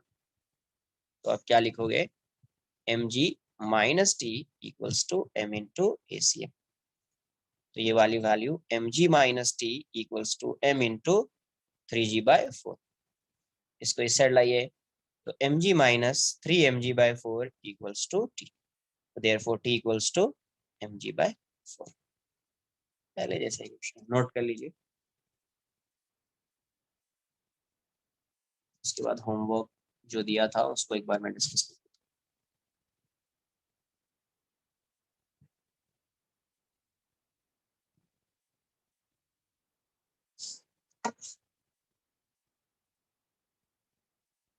रोटेशनल ना,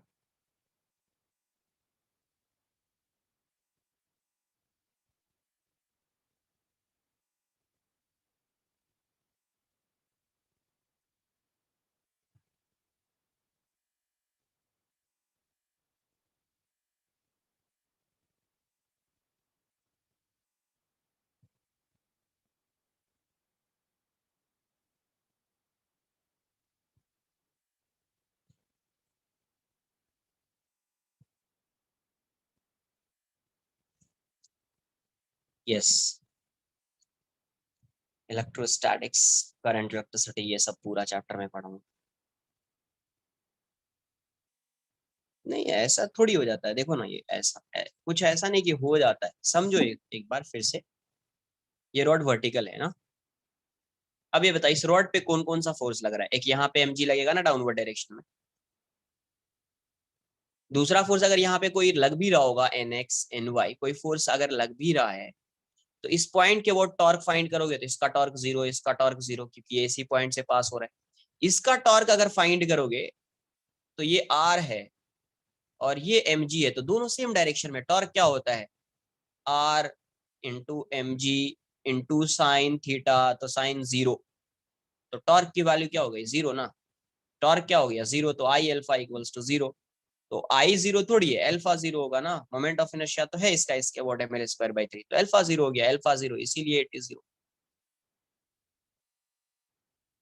ये दोनों पैरेलल है, तो पैरेलल करके बताओ। जैसे टॉर्क ऐसा आ गया, torque equals to r cross f, ये बताओ क्या कि r, if r is parallel to f then torque would be zero. ये सब तो वेक्टर की स्टोरी थी।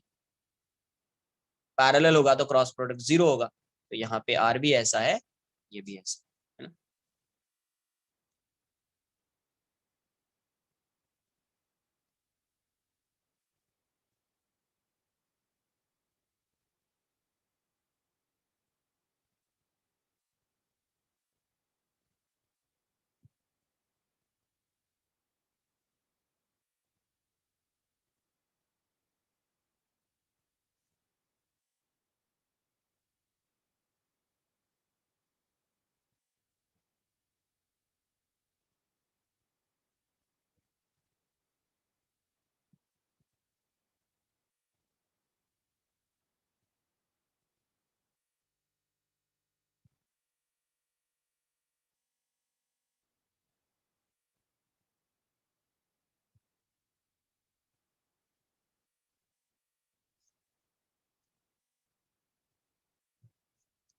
Done?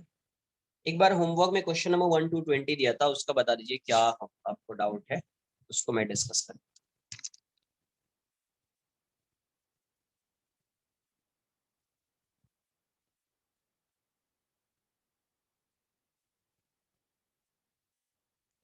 एक मिनट,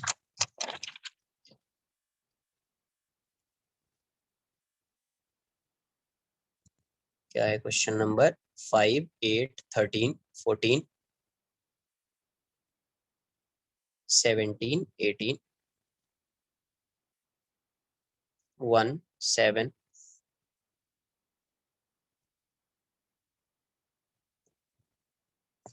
देखो यार,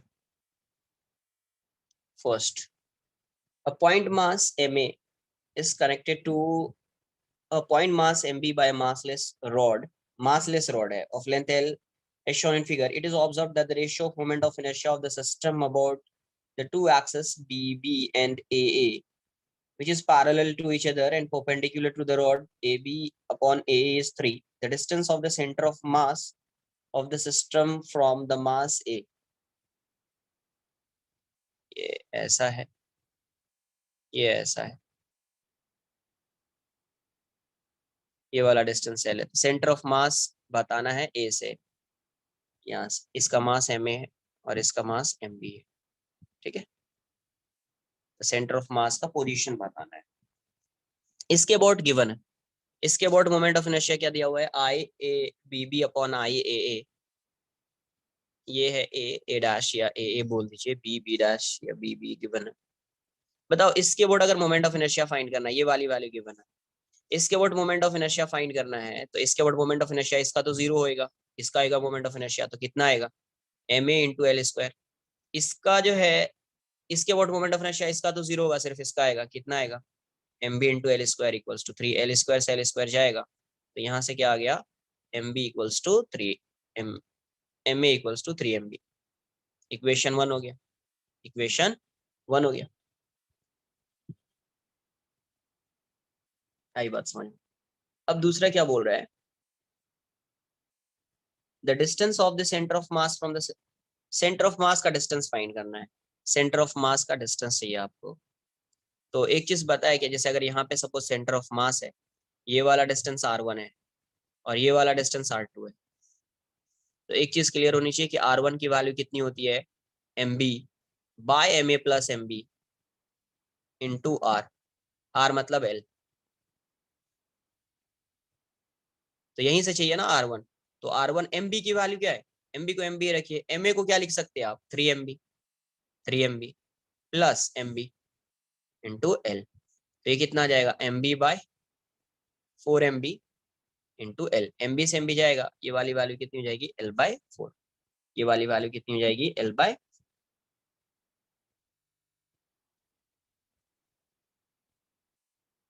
ठीक है, ये था क्वेश्चन नंबर फर्स्ट। से क्वेश्चन नंबर फिफ्थ क्या बोल रहा है, moment of inertia of a rectangular plate about an axis passing through P। ये ऐसा प्लेट है और ये रेक्टेंगुलर प्लेट है, passing through P and perpendicular to the plate. Okay, perpendicular to the plate, P से पास हो रहा है और इसके परपेंडिकुलर है I। Then the moment of inertia of PQR about an axis perpendicular to the plane. The moment of inertia of PQR about an axis perpendicular to the plane of the plate about P. Okay. P, Q, R और S, इस पूरे plate का, rectangular plate का, इसके about moment of inertia I दिया हुआ है ना।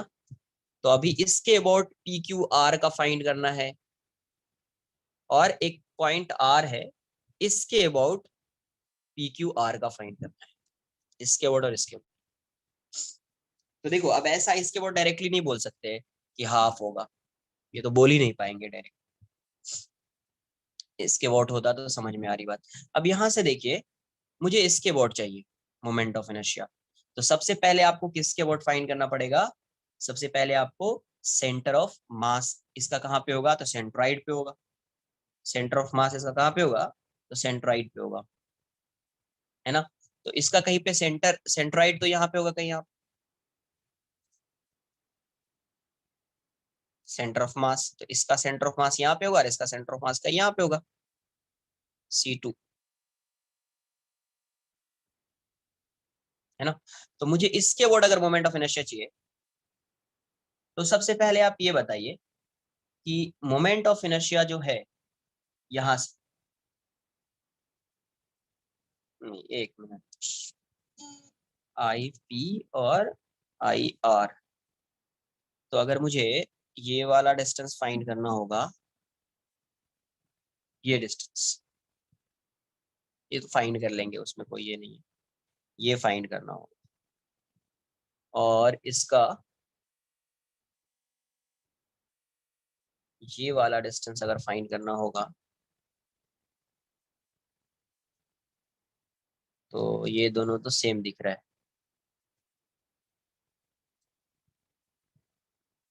ये दोनों सेम दिख रहा है, ठीक है। तो IP और IR मोमेंट ऑफ इनर्शिया,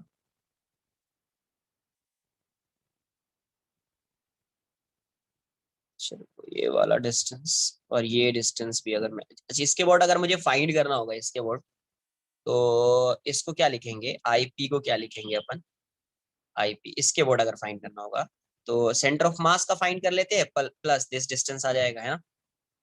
इसके लिए इसका मास M1, जो भी मास इसका M0 होगा तो इसका भी M0 मास होगा, तो ये हो जाएगा ICM मतलब IC1 plus M0 into PC1 square, ये वाला डिस्टेंस C1P स्क्वायर, C1P का स्क्वायर आ जाएगा, ठीक है, इसके अबाउट,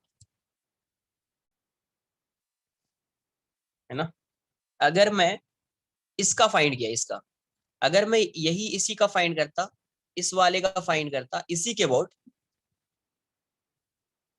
IP और IP डैश फाइंड करता, तो मुझे आ जाता IC2 plus M0 into C2P square आ जाता, दिस स्क्वायर। अब ये बताओ, इसके अबाउट टोटल अपने को पता है I है, I क्या हो जाएगा, इसका एक फाइंड कर लिया और इसका फाइंड कर लिया, इन दोनों का समेशन होगा, है ना। तो I को आप क्या लिख सकते थे, IP प्लस IP डैश, क्योंकि ये तो गिवन है, ये गिवन है, P पॉइंट के अबाउट मोमेंट ऑफ इनर्शिया क्या है, I है। तो इस वाले प्लेट का फाइंड कर लिया और इसके इस प्लेट का फाइंड कर लिया, तो ये हो जाएगा I।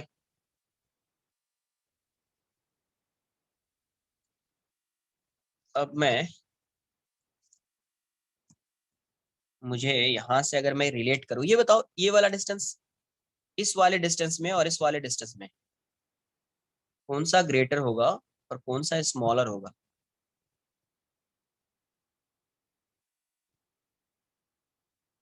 एक मिनट।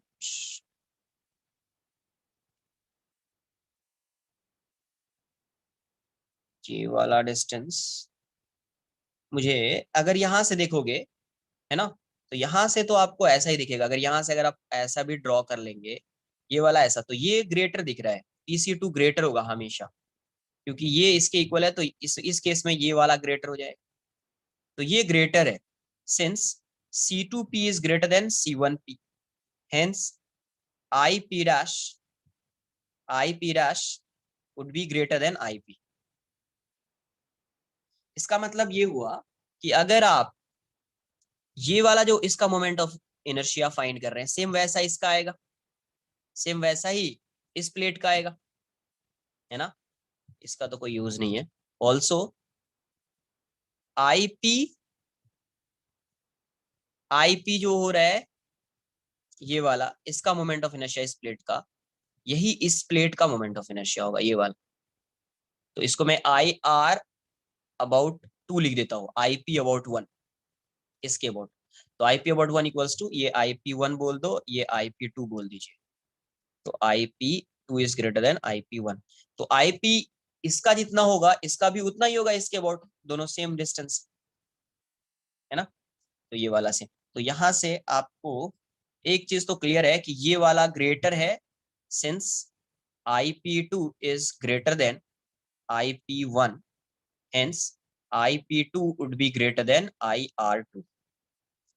तो इसका जो है इसके अबाउट ग्रेटर आ रहा है और इसके अबाउट स्मॉलर आ रहा है। ये बात आई समझ में? अरे इतना क्लियर है तो फिर आगे मैं रिलेट करूंगा। अब आगे देख लीजिए, ये वाला इक्वेशन अब यूज होगा, ये वाला इक्वेशन अब यूज होगा। आई की वैल्यू क्या हो जा रही है? IP1 plus IP2। आप इसको क्या लिख सकते हैं? I इक्वल्स टू IP1 क्या होगा? IR1 के इक्वल है, और ये IP2 है ना। तो I अबाउट P हो गया, I अबाउट R हो गया। अब आपको पता है ये ग्रेटर है इससे, ये ग्रेटर है इससे, मतलब इसकी वैल्यू जो होगी, अगर दोनों इक्वल होता, ये और ये इक्वल होता, तो इसकी वैल्यू और इसकी वैल्यू कितनी होती? I/2 हो जाती। अगर ये दोनों इक्वल होता तो इसकी वैल्यू I/2 हो जाती ना यार। बट ये ग्रेटर है और ये स्मॉलर है, इसका मतलब इसकी वैल्यू I/2 से ग्रेटर होगी। It means IP/2 is greater than I/2 and I/R, है ना, ये भी 2 है, 2 इज लेस देन I/2। ये समझा क्या? दोनों इक्वल होता तब होता I/2, बट आपको पता है ये ग्रेटर है ये स्मॉलर है, तो ये ग्रेटर है, इक्वल होता तो I/2 है, अगर ये ग्रेटर है तो ये I/2 से ग्रेटर होगा और ये I/2 से स्मॉलर होगा। तो IP2 is greater than I/2। तो ये जो PQR है, ये जो आपका PQR है, तो इस एक्सेस के अबाउट IR है ना, IP1 यहां से बताएं, IP1 equals to IR2, IP1 equals to, because इसका जितना होगा इसके अबाउट, इसका उतना होगा इसके अबाउट, ये डिस्टेंस और ये डिस्टेंस सेम है। तो यहां से PQR को देखोगे तो इसके अबाउट और इसके अबाउट अगर मोमेंट ऑफ इनर्शिया देखोगे, तो इस केस में आप क्या बोलोगे? IP is greater than IR। तो आई थिंक IP और ग्रेटर होना चाहिए I/2 के, तो इसका आंसर C हो जाएगा फिर, about P and that is greater than I/2। इसका आंसर C है। क्वेश्चन नंबर 7,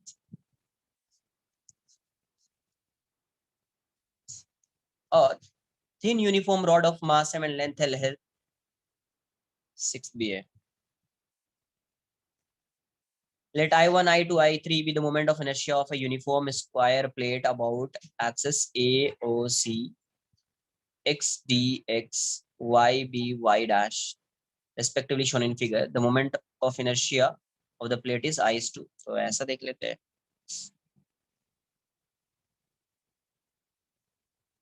ये ऐसा है।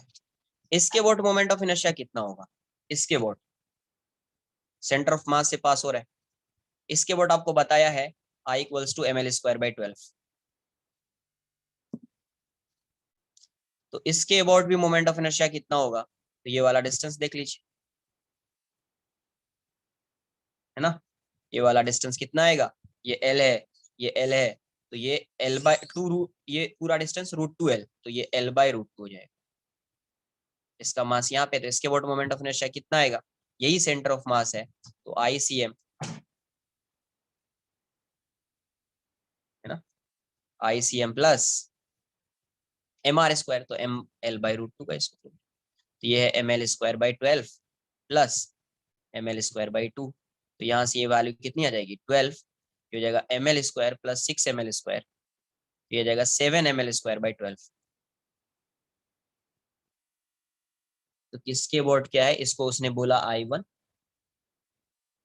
D, इसको उसने बोला I2, और इसको I3। I2 और I3 तो सेम होगा, तो I1 is to I2 is to I3 कितना होएगा?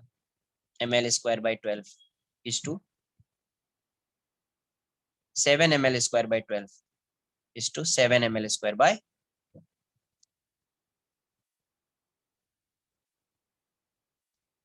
है ना। 12 जाएगा ml², 1:7:7 हो जाएगा फिर।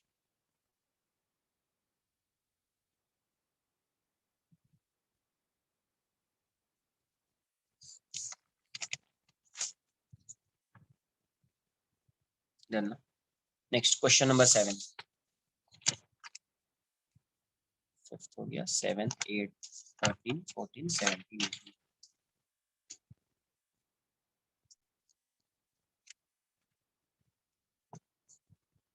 7।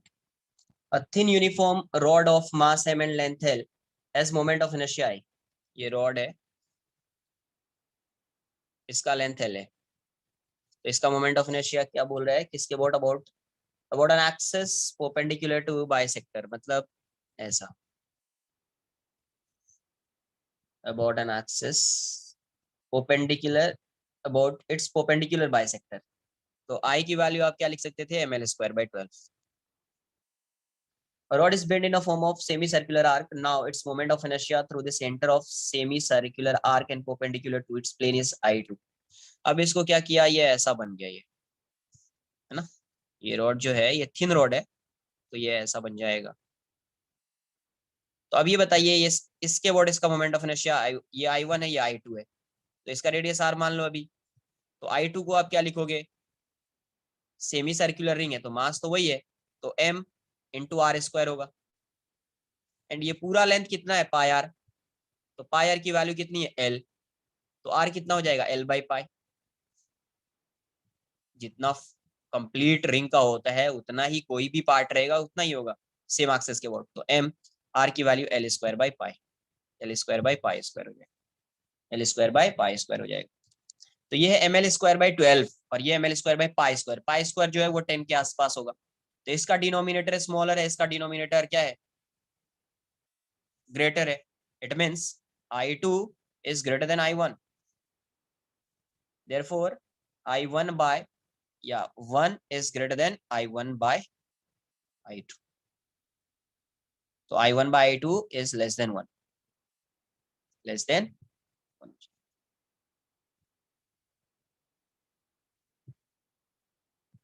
सही बात समझ, दिया हुआ question number 7। Next question number 8,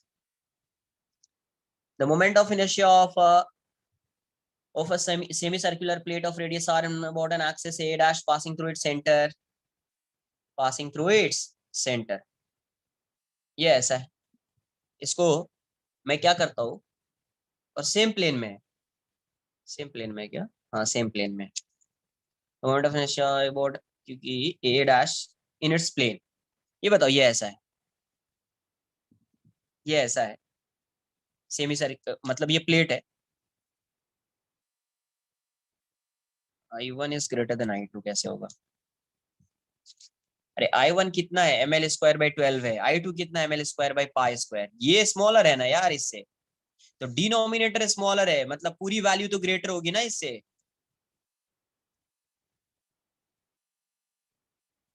अभी बताओ अगर ये ऐसा होता और इस एक्सिस के बोर्ड फाइंड करना होता, ये ऐसा होता और इस एक्सिस के बोर्ड फाइंड करना होता, कितना आता मोमेंट ऑफ इनर्शिया इसके बोर्ड, डायमीटर के बोर्ड बेसिकली, हाँ ml²/mr²/4 होता या नहीं होता। अब यहां से कट कर दो, यहां से कट कर दो, वैसा बन गया, ये वही डायमीटर है या नहीं है, डायमीटर चेंज हुआ है क्या।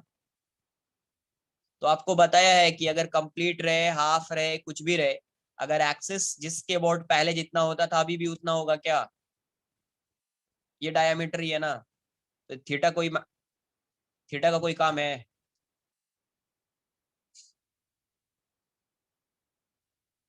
तो इसके बोर्ड कितना होगा मोमेंट ऑफ इनर्शिया, जो भी मास अभी है, इसका मास, पूरे का मास m0 मान लीजिए, इसका मास क्या गिवन है m, तो आंसर क्या आ जाएगा, mr²/4 ही रहेगा ना, mr²/4।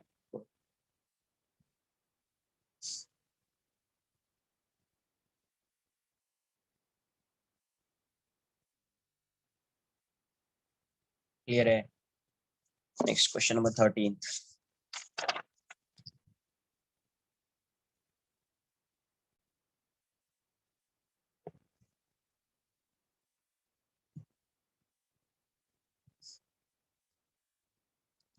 A square plate of mass m and HL is shown in figure. The moment of inertia of the plate about the axis in the plane of plate passing through one of its vertex, making an angle 15 degree from horizontal.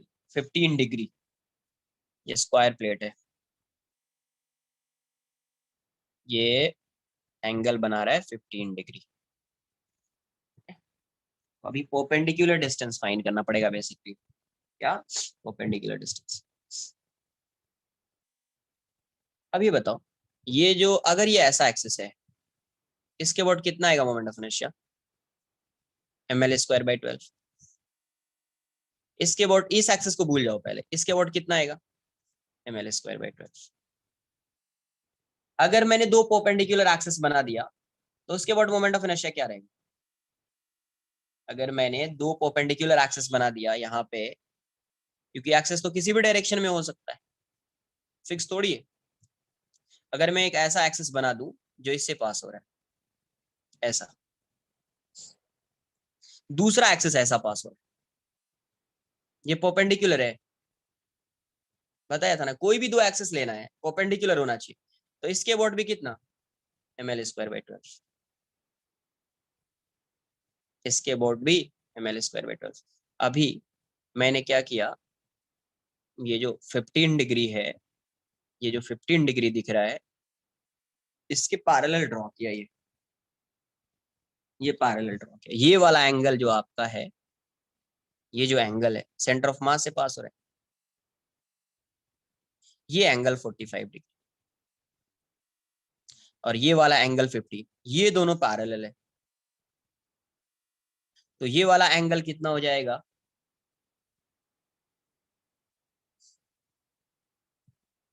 ये इस पे perpendicular हो जाएगा, है ना। तो अब इस ट्रायंगल को अगर आप अलग से ड्रॉ करेंगे, ये ऐसा है, ये एंगल जो दिख रहा है आपको, ये 45, ये परपेंडिकुलर है, सॉरी, ये परपेंडिकुलर है इस पे, और ये एंगल 45 और 15, तो ये एंगल जो है ये 60 डिग्री है, और ये वाला डिस्टेंस अपने को पता है L/√2, तो ये कितना आ जाएगा, L/√2 sin 60, है ना, क्योंकि ये परपेंडिकुलर है, इस पे दोनों पैरेलल बना दिया, ड्रॉ कर दिया मैंने, तो ये इस पे परपेंडिकुलर हो जाएगा, ये अपने को पता है ये एंगल 45 है और ये एंगल 15 है, तो टोटल एंगल 60 हो जाएगा, तो ये वाला जो डिस्टेंस r है, r की वैल्यू इतनी हो जाएगी, L/√2 इंटू √3/2, तो बेसिकली ये हो जाएगा √3 L/2 √2, अब देखो ये सेंटर ऑफ मास से पास हो रहा है और ये इससे पास हो रहा है, दोनों का परपेंडिकुलर डिस्टेंस भी पता है, तो आई को क्या लिख सकते हैं आप, आई ये सेंटर ऑफ मास से ही पास हो रहा है, ICM प्लस MR²। तो ICM कितना है, ML²/12 प्लस MR की जगह पे √3L/2 √2 का स्क्वायर हो जाएगा। तो यहाँ से ये वाली वैल्यू ML²/12 आ जाएगी प्लस 3ML²/8। तो यहाँ से ये कितना आएगा 24, 2ml² प्लस 3 तो 9ml²। देखो यार इतना आंसर आएगा 11/24 ml²। क्लियर है, 11/24 ml²। नेक्स्ट, तो बस क्या है, कोई भी दो एक्सिस होना चाहिए और वो पैरेलल होना चाहिए। पैरेलल यहाँ पे नहीं था, यहाँ पे मैंने क्या किया, दो एक्सिस बनाया, एक ये वाला और एक ये वाला, दोनों दोनों क्या है, परपेंडिकुलर है। तो दोनों परपेंडिकुलर है तो अब ये इसके पैरेलल हो जाएगा, इस पे परपेंडिकुलर है, इस पे भी परपेंडिकुलर, इसके पैरेलल बना दिया ये एक्सिस। अब पैरेलल एक्सिस थ्योरम लगेगा तो कोई भी दो परपेंडिकुलर एक्सिस यहाँ पे अगर आप ड्रॉ करोगे तो उसके बाद ML²/12 ही आएगा आंसर। क्लियर है। Next question number 14।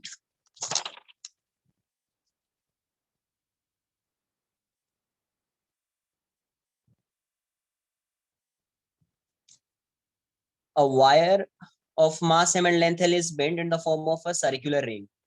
The moment of inertia of ring about its axis. तो रिंग ऐसा है, इसके अबाउट चाहिए आपको moment of inertia, radius r, mass m, तो I की वैल्यू क्या हो जाएगी MR², and 2πr, total distance 2πr equals to क्या है L, r की वैल्यू क्या हो जाएगी L/2π, तो m L/2π का स्क्वायर हो जाएगा, तो आंसर आ जाएगा ML²/4π²। ये तो सिंपल था।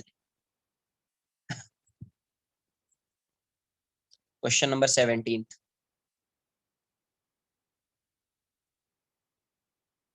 The figure shows an isosceles triangular plate of mass m and length L. At the apex 90° दिया हुआ है, the apex lies at the origin and the base is parallel to x-axis. The moment of inertia of the plate about z-axis. ये ऐसा है, ये ऐसा है, ये एंगल 90° है, आपको इसके अबाउट चाहिए, z इसी प्लेन में, x ये है, ये ऐसा है, ये एंगल बाइसेक्टर हो जाएगा फिर, या मीडियन भी हो जाएगा, है ना। ये वाला डिस्टेंस L दिया हुआ है, ये डिस्टेंस L है और ये 90° है, तो ये x होगा, ये भी x होगा, है ना। z is perpendicular to the plane है क्या, दिख तो नहीं रहा है, बट है क्या, ऐसा लिखा है क्या उसने, the moment of inertia of the plate about the z axis. Okay y है ये, z नहीं है, तो z यहां से होगा, ठीक है, इसके अबाउट फाइंड करना।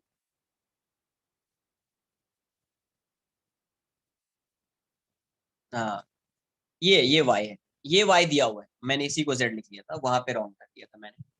ये y है तो z जो होगा, x ये है, y ये है, ओरिजिन ये है, तो z ऐसा रहा होगा, z ऐसा रहा होगा। देखो मैं क्या करता हूँ, इसके अबाउट तो डायरेक्टली आपको बताया नहीं है कि ये इसके अबाउट कितना होगा, बट एक चीज आपको बताई है क्या, एक स्क्वायर बना लो, LL का स्क्वायर बना लो, है ना। नहीं नहीं, ऐसा नहीं कि यही पॉसिबल है, बहुत सारे मेथड है जिसे सॉल्व कर सकते हैं, वैसा कुछ नहीं कि यही एक लास्ट ऑप्शन है, बट ये ज्यादा इजी है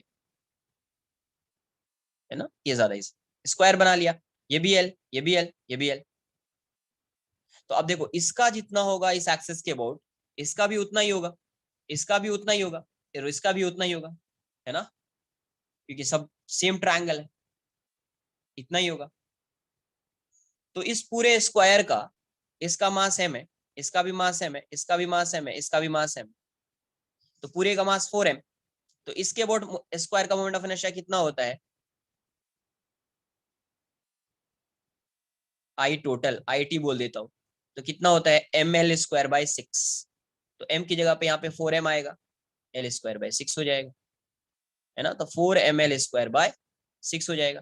तो एक का कितना आएगा, सिर्फ इसका कितना आएगा, इसका जो है इस पॉइंट के अबाउट, सिर्फ इसका इसके अबाउट कितना आएगा, तो आई की वैल्यू जो होगी वो आई टोटल बाय 4 हो जाएगी, 4ml², क्योंकि सबका मास सेम होगा इसीलिए 4m लेना पड़ेगा आपको, टोटल मास लेना पड़ेगा बाई 6/4। आंसर कितना आ जाएगा ml²/6, ml²/6। ये इजी मेथड है, ऐसा नहीं कि यही मेथड है, सिर्फ बहुत सारा मेथड सॉल्व करने का है, बट ये इजी है।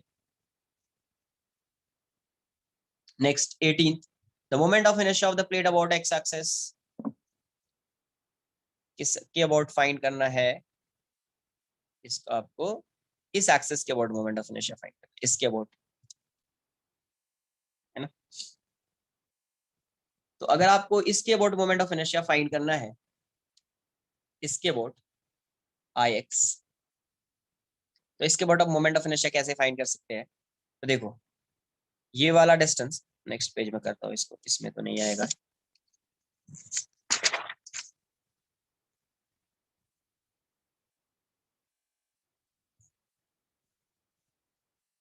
इस एक्सिस के अबाउट चाहिए अपने को मोमेंट ऑफ इनर्शिया, और पता है नहीं कि कितना है।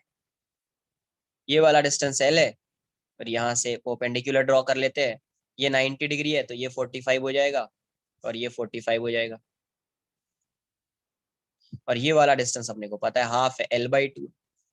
तो ये h जो है, h कितना आएगा आपका, h की वैल्यू जो जाएगी वो l/2 cos 45, l/2 sin 45, नहीं सॉरी 90 है ना, ये 90 डिग्री है, तो ये 45 है, तो ये भी उतना ही होगा ना, tan 45 लगाओ ना, इसको h मान लो, तो tan 45 की वैल्यू कितनी हो जाएगी, h/l/2। तो बेसिकली ये 1 इक्वल्स टू h/l/2, तो l/2 की वैल्यू कितनी हो जाएगी, h। तो अपने को ये आ गया है, ठीक है, h आ गया। अब ये बताओ कि अगर ये ऐसा गिवन है, अगर ये ऐसा गिवन है तो इसके अबाउट तो डायरेक्टली कुछ नहीं बताया है, बट आपको इसके अबाउट पता है मोमेंट ऑफ इनर्शिया, इसके अबाउट आपको पता है कि मोमेंट ऑफ इनर्शिया क्या होता है ना।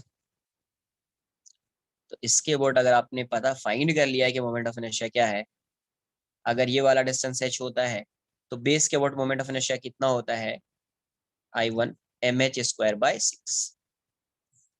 तो इसके अबाउट कब फाइंड कर पाते, जब इसके सेंटर ऑफ मास के अबाउट आप फाइंड कर पाते ना, तब। इसका सेंटर ऑफ मास यहाँ पे होगा, सेंट्राइड पे,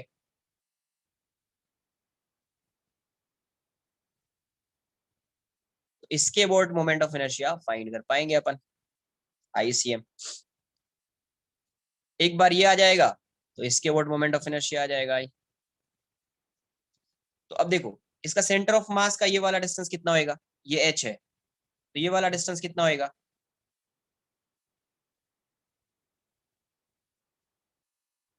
अरे ये कितना होगा, h/3,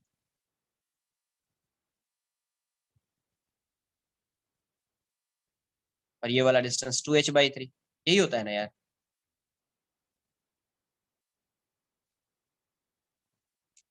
सेंट्राइड पे होगा ना इसका सेंटर ऑफ मास।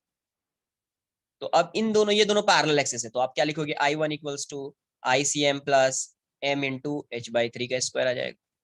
तो I1 अपने को पहले से पता है mh²/6 equals to ICM plus mh²/9।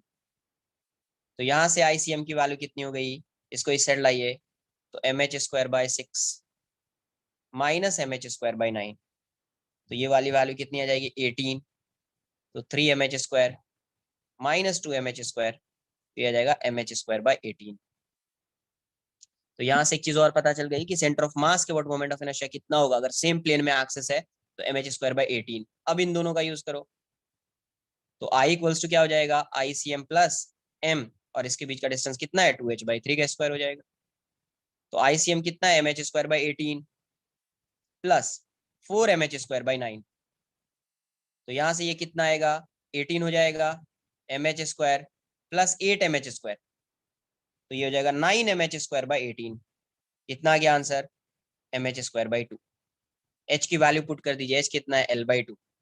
तो आंसर हो जाएगा ml²/8। ml²/8।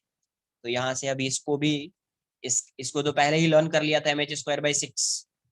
सेंटर ऑफ मास के बोर्ड भी लर्न कर लीजिए, mh²/18।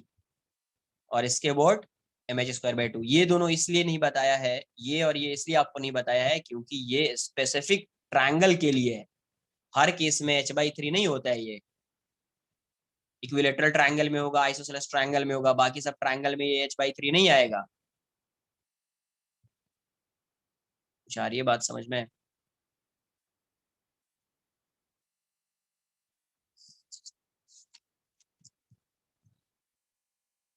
तो यही था डाउट्स। तो देखिए एक बार फिर से, अगर जो सॉल्व नहीं हुआ है फिर से उसको ट्राई कीजिए, आ जाना चाहिए आपको। क्वेश्चन नंबर 20 तक जो है आपका होमवर्क था, इसमें आपका ये डाउट हो गया है। Third and fourth, 11th and 12th क्या बोल रहे हैं? थर्ड एंड फोर्थ में भी सर्कल कंप्लीट, हाँ लीव कर सकते हैं। थर्ड एंड फोर्थ में भी सर्कल नहीं, आप पूरा ये कंप्लीट कर लीजिए ऐसा, ठीक है। तो इसके अबाउट कितना होगा मोमेंट ऑफ इनर्शिया? ml²/6। इसको हटा दीजिए, इसका कितना आएगा? ml²/12 आ जाएगा। पुट कर दीजिए वैल्यू, जो भी इसका लेंथ आ रहा है उसकी वैल्यू पुट कर दीजिए। फोर्थ में दिया हुआ है 2 rods of equal mass and length है lie along the x axis and y axis, their centers at origin, what is the moment of inertia? आ जाएगा वो भी ना। 2 rods equal mass length lie along x and y axis, center at origin, ये ऐसा है ना, ये ऐसा है यहाँ पे। what is the moment of inertia of both rod about the line, इसके about? तो ये कितना डिग्री होगा? 45 डिग्री। तो एक का कितना होगा मोमेंट ऑफ इनर्शिया? इसके बोर्ड जा रहा है, तो इस एंड के बोर्ड अगर ऐसा होता था, याद है, अगर ये ऐसा होता था, ये एंड एंगल इस एक्सिस से थीटा बनाता था, तो होता था ml²/3 sin स्क्वायर थीटा। तो इसके बोर्ड कितना होगा? ml²/12 sin square 45।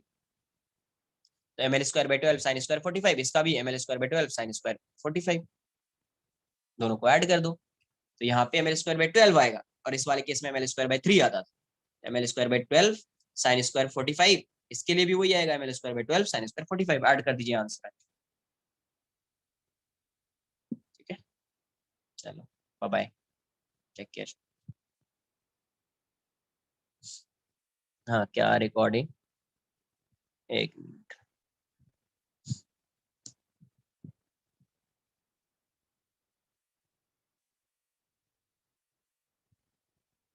रिकॉर्डिंग तो यही आएगा यार, अभी कहाँ से उसको उसको चेंज कर सकते हैं क्या कुछ?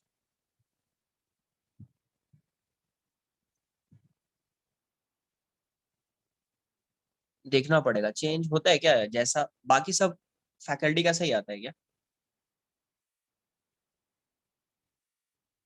तो लग रहा है कुछ होगा, फिर सेटिंग में जाना पड़ेगा क्या वैसा, या फिर मैं स्क्रीन शेयर कर रहा हूँ, ये भी तो हो सकता है ना, उससे तो प्रॉब्लम नहीं हो रहा है। एक एक मिनट रुको, एक मिनट। अभी लास्ट वाला एक बार रिकॉर्डिंग, अभी वाला रिकॉर्डिंग एक बार देखना, अभी वाला देखना, और फिर मुझे एक बार रिव्यू देना इसका, है ना। तभी मैंने जो शेयरिंग, जो मैं स्क्रीन शेयर कर रहा था उसको हटा दिया है। एक बार फिर बताना कब कैसा आ रहा है, ठीक है।